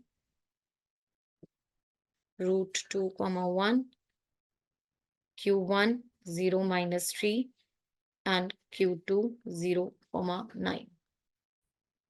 So area triangle PQ1, Q2 will be given by root 2, 1, 0, minus 3, 0, 9, 1, 1, 1. This will be given by root 2 into, I'm expanding from the column 1, so root 2 minus 3 minus 9. I'm taking mod of it, of course, for the area. So mod of it, and this will give me 0, 0. Okay, so just leave this thing. This will be half of. I forgot to put this half. So half of 12 root 2, which is equal to 6 root 2. You have to find out square of the area. So square of the area of triangle PQ1, Q2 square will be equal to 32. 36 twos are, this will be 72. So this is the answer to the question, 72. Hope you're clear with this. Let's move to the next question. Question number 27, let P be the set of elements Z which belongs to the complex numbers such that the modulus of Z plus 2 minus 3 iota is less than equal to 1. And Q be the set of elements for which belongs to the complex numbers such that this is true. Let in P intersection Q, this is maximum and minimum at Z1 and Z2 respectively. If modulus of Z1 square plus 2 into modulus of Z2 square is equal to alpha plus root 2 beta, then where beta and alpha, they are the integers, and what is the value of their sum, alpha and beta. Right. So to solve the problem, first of all, let's assume Z is equal to some complex number x plus iota y. So I will write it as x plus 2 plus y minus 3 iota. Sorry, this is iota. Modulus, this is less than equal to 1. So modulus, this will give me root of x plus 2 whole square plus y minus 3 whole square is less than equal to 1, or this will be x plus 2 squaring both sides plus y minus 3 whole square is less than equal to 1. This is your first equation, and the second one for q was z. It was z plus 1 into iota, sorry, z into 1 plus iota plus z conjugate into 1 minus iota is less than equal to 8. So I'll fill in the value for z, x plus iota y, 1 plus iota plus x minus iota y, because this is z conjugate, and this is less than minus 8. On solving, you will have x plus x iota plus y iota minus y plus x minus x iota minus y iota minus minus plus iota square will give you minus again. So this is y. Okay, this is less than equal to minus 8. And you have some cancellations. This will cancel, this will cancel. And you will have 2x minus y is less than equal to minus 8, or you will have x minus y is less than equal to minus 4. According to this, look at the graph. So this is the graph for x plus this one is the circle. It represents x plus 2 whole square plus y minus 2 is equal to 1. I'm changing the inequality over here to equality in this equation, right? Similarly, this was your line x minus y plus 4 is less than equal to 0. So it's changing equality to equality again. This is your line. Hope you're clear with this. So now this is the point like center of the circle. This will be given by from here minus 2 and 3. This is the center of the circle.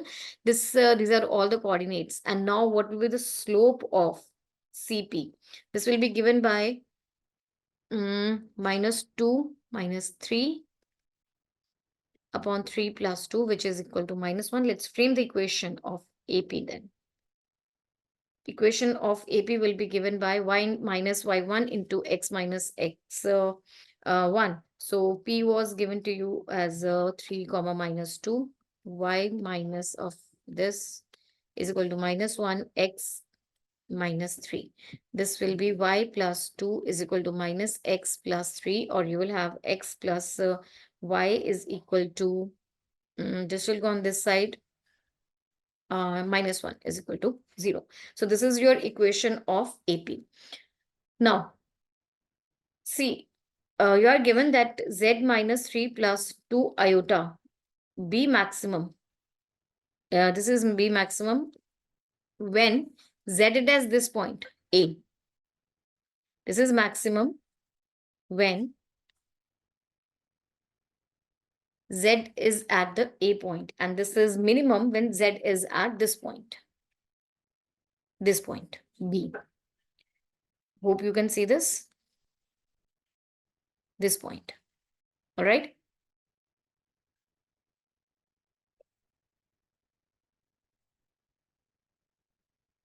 So this is given by z is at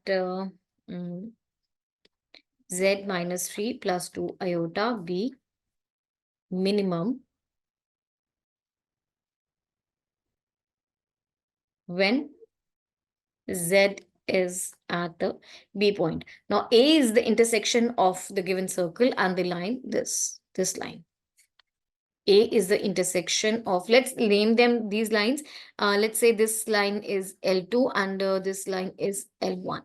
So A is point of intersection of the line of the circle, which is x plus 2 square, y minus 3 square is equal to 1. And this line that was x plus y minus 1 is equal to 0. Let's find out this. From here you have x is equal to 1 minus y. Let's fill in this equation. you will have 1 minus y plus 2 whole square plus y minus 3 whole square is equal to 0, or 1 minus y square, this will be 3 minus y square is plus y minus 3 square is equal to 0. This is equal to 2y minus 3 square is equal to 0. From here you have y is equal to, okay, this will be, let me once confirm I have done everything right. This will be 3 minus 9 this. Okay, so here this was equal to 1, not 0 at this place.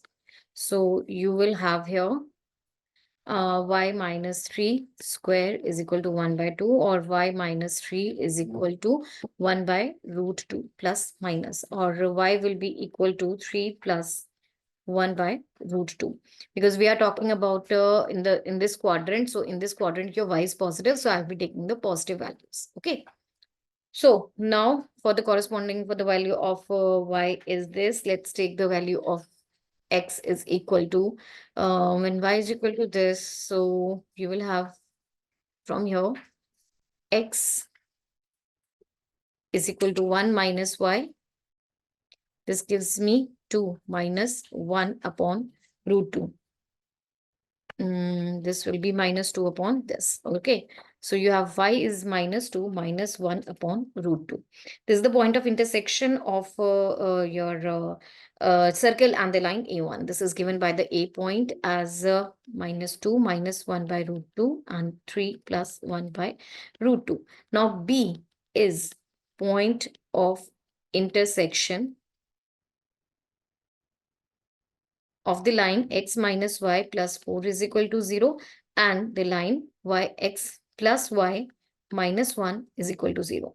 Let's find out these point of intersections. So from here you have x is equal to y minus 4, and let's fill in this equation. You will have y minus 4 plus y minus 1 is equal to 0, 2y is equal to 5, or y is equal to 5 by 2.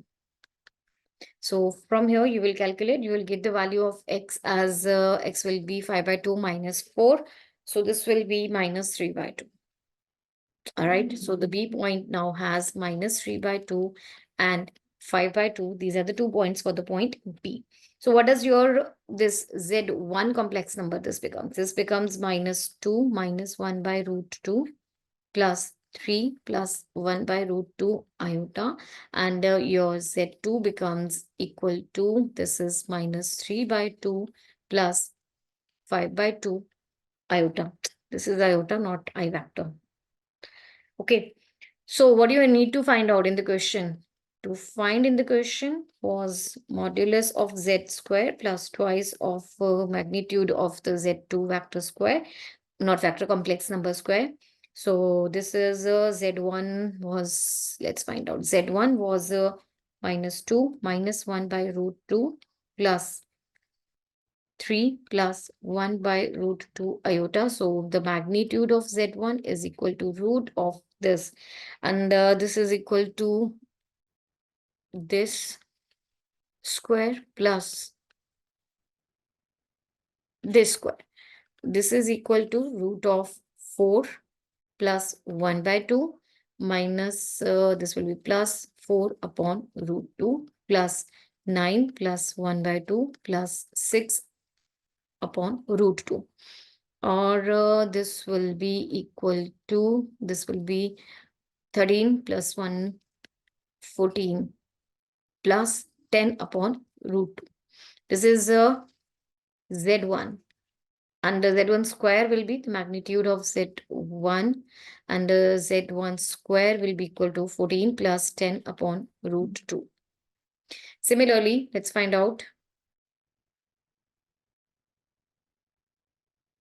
Z2 magnitude. Z2 magnitude is given by minus 3 by 2 square plus 5 by 2 square, which is equal to 9 by 4, 25 by 4, which is equal to 34 by 4 under the root, or this will be 17, 2. So this is equal to root of 17 upon 2. This is your Z2.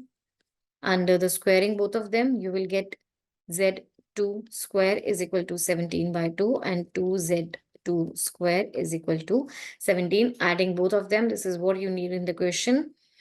So this will give me, let's do one thing. I will multiply this.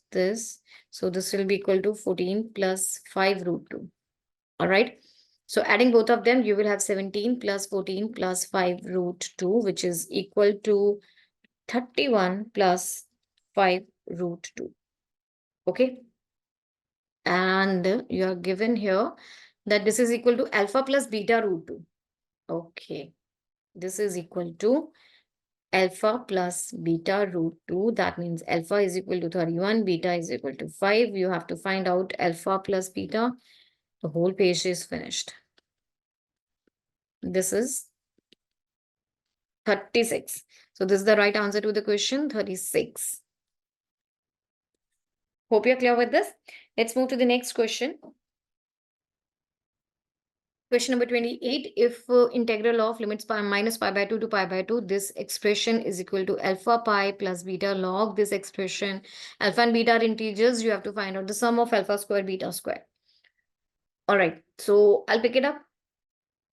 First is the limits minus pi by 2. Let's say this is equal to I to pi by 2. You have 8 root 2 cos x whole thing divided by 1 plus e power sine x, 1 plus sine power 4x dx. Let's apply the King's rule that says if you are having limits a to b fx dx, that is equal to limits a to b f of a plus b minus x dx. So let's apply King's rule. This says that I is equal to, this will be, limits will remain same. This will be 8 root 2 cos pi by 2 plus minus pi by 2 minus x. This will give me minus x. Okay.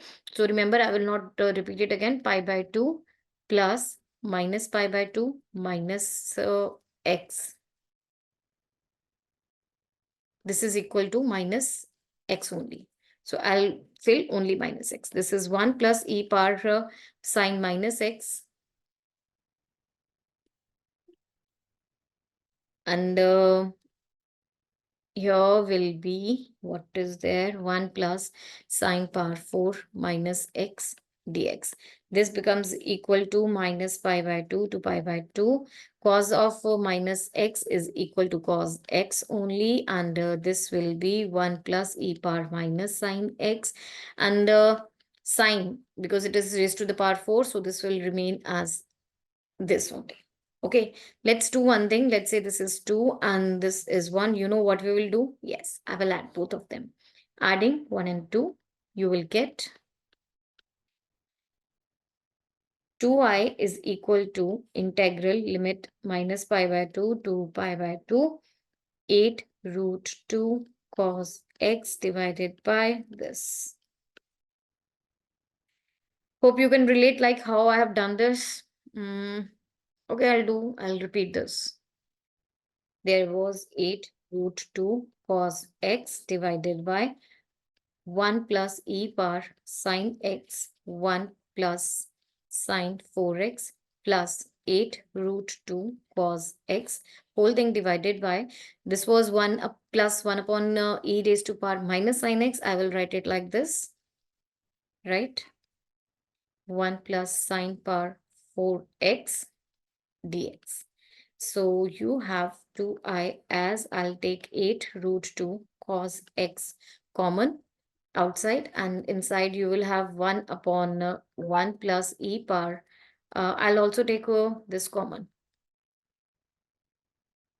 So this is plus 1 upon this e raised to power sine x will go on the numerator, and you will have e raised to power sine x plus 1 dx. The limits were minus pi by 2 to pi by 2 minus pi by 2 to pi by 2. Okay, so this will give me 2i is equal to minus pi by 2 2 pi by 2, 8 root 2 cos x upon 1 plus sine power 4x. This will be 1 plus, see, adding both of them, you will get to 1 only, right? Because you will have this, and the denominator will have this. So this will give you 1 only, and you will have 2I is equal to limits minus pi by 2 to pi by 2, 8 root 2 cos x 1 plus sine power 4 x dx. Now, this is an even function. So what will happen? I can write it like this. 2I is equal to twice of 0 to pi by 2. Inside will be 8 root 2 cos x upon 1 plus sine power 4x dx. This 2 and 2 will cancel. And now let's put sin x is equal to t. So you will have the differentiating both sides. Cos x dx is equal to dt. Now your integral will become 0 to, also the limits will change. When x is equal to 0, t will be equal to 0. And when x is equal to pi by 2, t will be equal to 1. So the limits will change 0 to 1. And 8 root 2, this will remain as such. This will be dt divided by 1 plus t power 4. Okay, and now this I can be written as dividing numerator and the denominator by t square. You will have this 1 upon t square, 1, this will be t square plus 1 upon t square dt. Hope you are clear with this step. Now this further can be written as 8 root 2 integral of 0 to 1. I'll do one thing, 1 plus 1 upon t square minus 1 minus 1 upon 1 minus 1 upon t square. See, this will be 2 upon t square. So to utilize that 2, I'll divide outside by 2. Divided by 1 minus, this will be written as t. This will be, yes, t plus 1 upon t square minus 2. Okay, I hope you got this thing. What I did with the numerator and the denominator, right? This is dt. So further, this will be equal to, I'll break it up. This will be 4 root 2 integral limits 0 to 1. This will be 1 plus 1 upon t square divided by, this will be t. I can write it like this over here.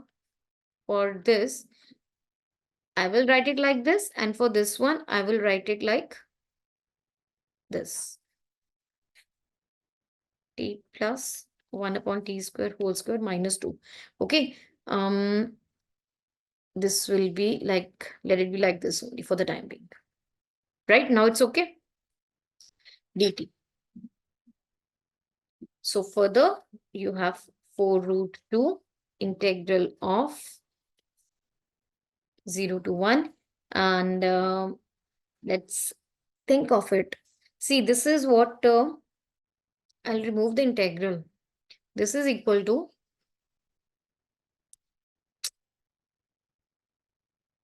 okay. So here you have 4 root 2 into this integral limit 0 to 1 upon this dt.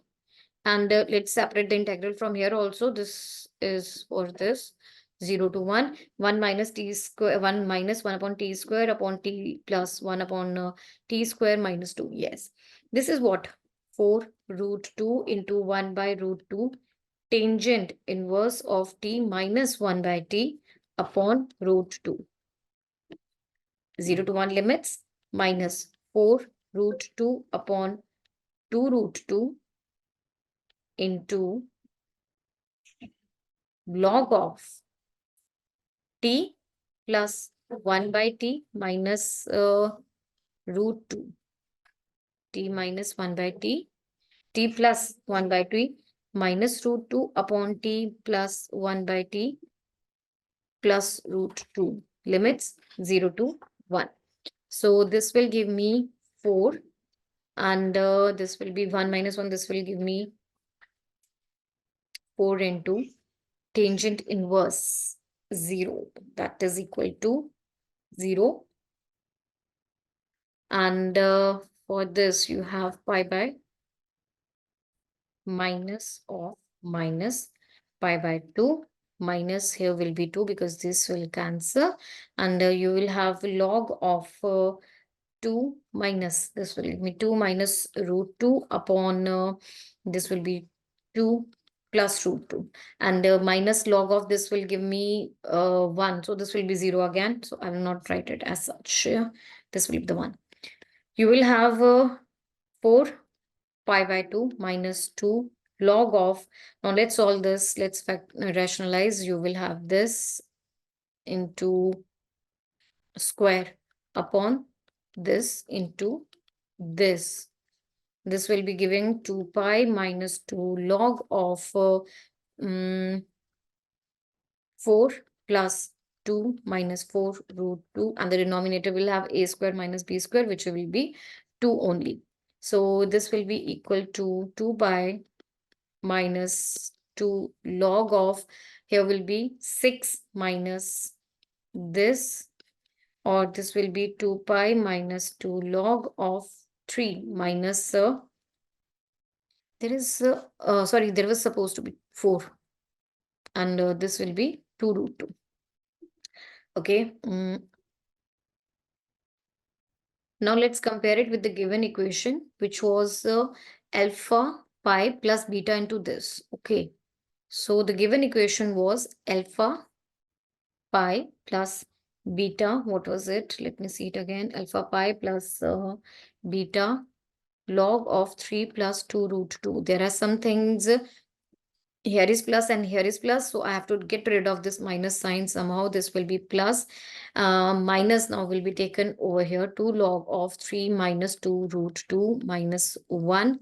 So again, same thing I have to do. This is equal to 2 pi plus 2 log of 1 upon 3 minus 2 root 2. So I will say 3 plus 2 root 2. Rationalize 3 plus 2 root 2. So this is 2 pi plus 2 log of 3 plus 2 root 2 divided by 9 minus 4. This is 1. So this, if I compare it with this equation, you will get the value of alpha is equal to 2 and beta is equal to 2. I got both the values for alpha and beta is equal to 2, right? What do you have to find out in the question? Let's go once again. Alpha square plus beta square. So you have this as 2 square plus 2 square, which will give me 8. So this is the answer to the question. Hope you understood this. Let's move to the next one. Question number 29, let the line of shortest distance between these two lines N1 and L2 intersect L1 and L2 at P and Q respectively. If alpha, beta, gamma is the midpoint of the line segment PQ, what is 2 alpha plus beta plus gamma? So you have two lines according to the question. These are the two lines. Let's say this is L1 and L2, and this is the shortest distance PQ. This is perpendicular distance across. It's the shortest distance. It is said that intersect L1 and L2 at P and Q respectively. So what is L1 equal to? It is given by this. This can be written as R vector is equal to A vector plus lambda, A1 vector plus lambda, B1 vector. And here you have R as A2 plus mu into B2 vector. So here L1, if I'm writing it in the form of the direction ratio, so it will be 1, 2, 3 plus lambda 1 minus 1 and 1. And L2 will be 4, 5, 6 plus mu 1, 1 and minus 1. So your P point, this is the point P. It will be given by, this will be mu minus lambda. Wait, for this, I will write down this as this will be given by 1 plus lambda, 2 minus lambda, and 3 plus lambda for this line L1. And this will be 4 plus mu, 5 plus mu, and 6 minus mu. Okay, so this is now the point P will be, I've written over here, point P is equal to lambda plus 1, lambda minus 2, lambda minus 3 direction ratios. And for the line point Q, it will be mu plus 4, mu plus 5 minus mu plus 6. So the line PQ vector, this will be given by mu minus lambda plus 3, mu plus lambda plus 3, minus mu minus lambda plus 3. So here the PQ vector dot B vector will be given by, what is your B1 vector? It was 1 minus 1, 1. So this will be mu minus lambda plus 3 minus mu minus lambda minus 3 minus mu minus lambda minus plus 3. This is equal to, what is it? 0, because the dot product, both of them, PQ is perpendicular to these two lines. So that means their dot product is equal to 0. P2 is perpendicular to this line. PQ is perpendicular. So dot product is equal to 0. This gives me 3 and 3 will cancel. And what else will cancel? This mu and this mu will cancel. You will have minus mu minus 3 lambda plus 3 is equal to 0, or you have mu plus 3 lambda is equal to 3. This is the first equation. Similarly, dot product of PQ with B2 vector is equal to mu minus lambda plus 3, mu plus lambda plus 3 minus mu minus lambda plus 3. And B2 vector was 1 minus 1, 1. So this dot product, again, this dot product is equal to 0. This will give me mu minus lambda plus 3 minus mu minus lambda minus 3 minus mu minus lambda plus 3. This will give me mu, and mu will cancel again. This will be minus 3 lambda minus mu plus 3 is equal to 0. What I've done? Wait, B2 vector was 1, 1 minus 1. Oh, this was minus 1 at this place, not at this place. This was 1 and minus 1. So this is equal to 0. You have mu minus lambda plus 3 and plus mu lambda plus 3 plus mu plus lambda minus 3. This will cancel. Lambda and lambda will cancel. This and this will cancel. You will have 3 mu plus lambda is equal to minus 3. This is your second equation. So let's multiply this equation with the 3 and subtract from this. You have 3 mu plus 9 lambda is equal to 9, or minus minus minus. This will give me minus 8 lambda is equal to minus 12, or you have lambda as 3 by 2. On solving, you will get that mu is equal to minus 3 by 2. You can solve and check. This has come out to be lambda is 3 by 2 and mu is equal to minus 3 by 2. Now your point P will be equal to, what is your point P? Lambda plus 1. So this is 5 by 2. Then you had 2 minus lambda. Again, it will be 1 by 2 and 9 by 2. And for the point Q, what was your P equal to? Let's check it once. This was your point P. And this is your point Q. Let's fill in the value for lambda and the mu in these ones. You will get the value of Q as Q coordinates will be given as 5 by 2, 7 by 2, and 15 by 2. Right. Now, the midpoint of alpha, beta, gamma is the midpoint of PQ. Okay. So PQ, midpoint of PQ will be given by 5 by 2 plus 5 by 2 upon 2, 1 by 2 plus 7 by 2 upon 2, 9 by 2, 15 by 2 upon 2. This is gonna give me 5 by, this will be 5 by 2. And beta, this is your alpha. And beta will be equal to, this will be 4 by 2, right? 8 by 4 by 2. Yes, so this will be, let's write it like this only. And your gamma, the third point, will be equal to 24 by 2. That's 12, 12 by 2, which is equal to 6. Okay, so you got this as your alpha, beta, and gamma. You had to find out 2 alpha, beta plus gamma. This is equal to twice of 5 by 2, 2 and 6. On solving this, you will have 2 into 8 plus 5 by 2. So this is 5 plus 16 by 2, which is 21. So this is the answer to the question 21. Hope you're clear with this. Let's move to the next question then. Question number 30, this is the last question for this paper. It says let A is given by this set 1, 2, 3, 4 till 20. R1, R2 be two relation on A such that R1 is A comma B where B is divisible by A. R2, A comma B, A is an integral multiple of B. Then the number of elements in R1 minus R2 is equal to. So, okay, you are having this A as this set 1, 2 till 20. So, R1 is a relation A comma B such that B is divisible by A. So what will R1 contain? Lots of elements actually. This will contain this. B is divisible by A. So 1 will divide everything. So this will be this. Now the second one, 2, 2. 4 is divisible by 2. Then 6 is divisible by 2. So on 220. Then 3, 3. 3's table will go. 3, 9. 3, 18. And then you have 4, 4, 4, 8, 4, 12, 4, 20, 5, 5.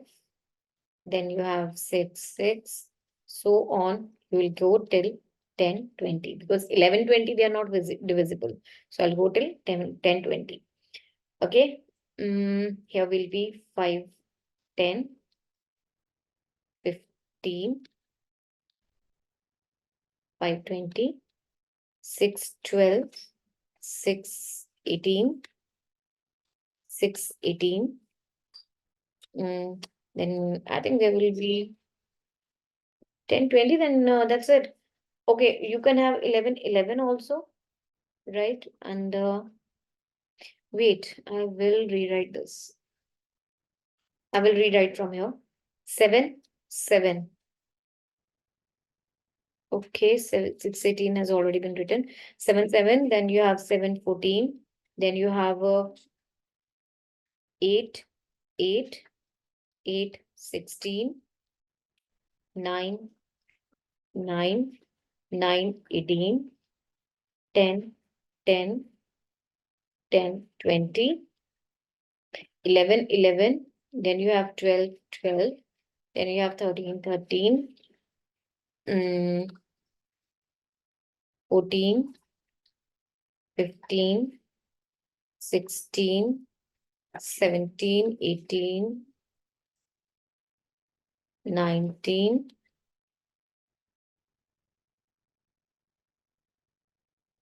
and 20. If you will count the number of elements in the relation R1 will come out to be 66. Now, what is R2? It is an integral multiple of B.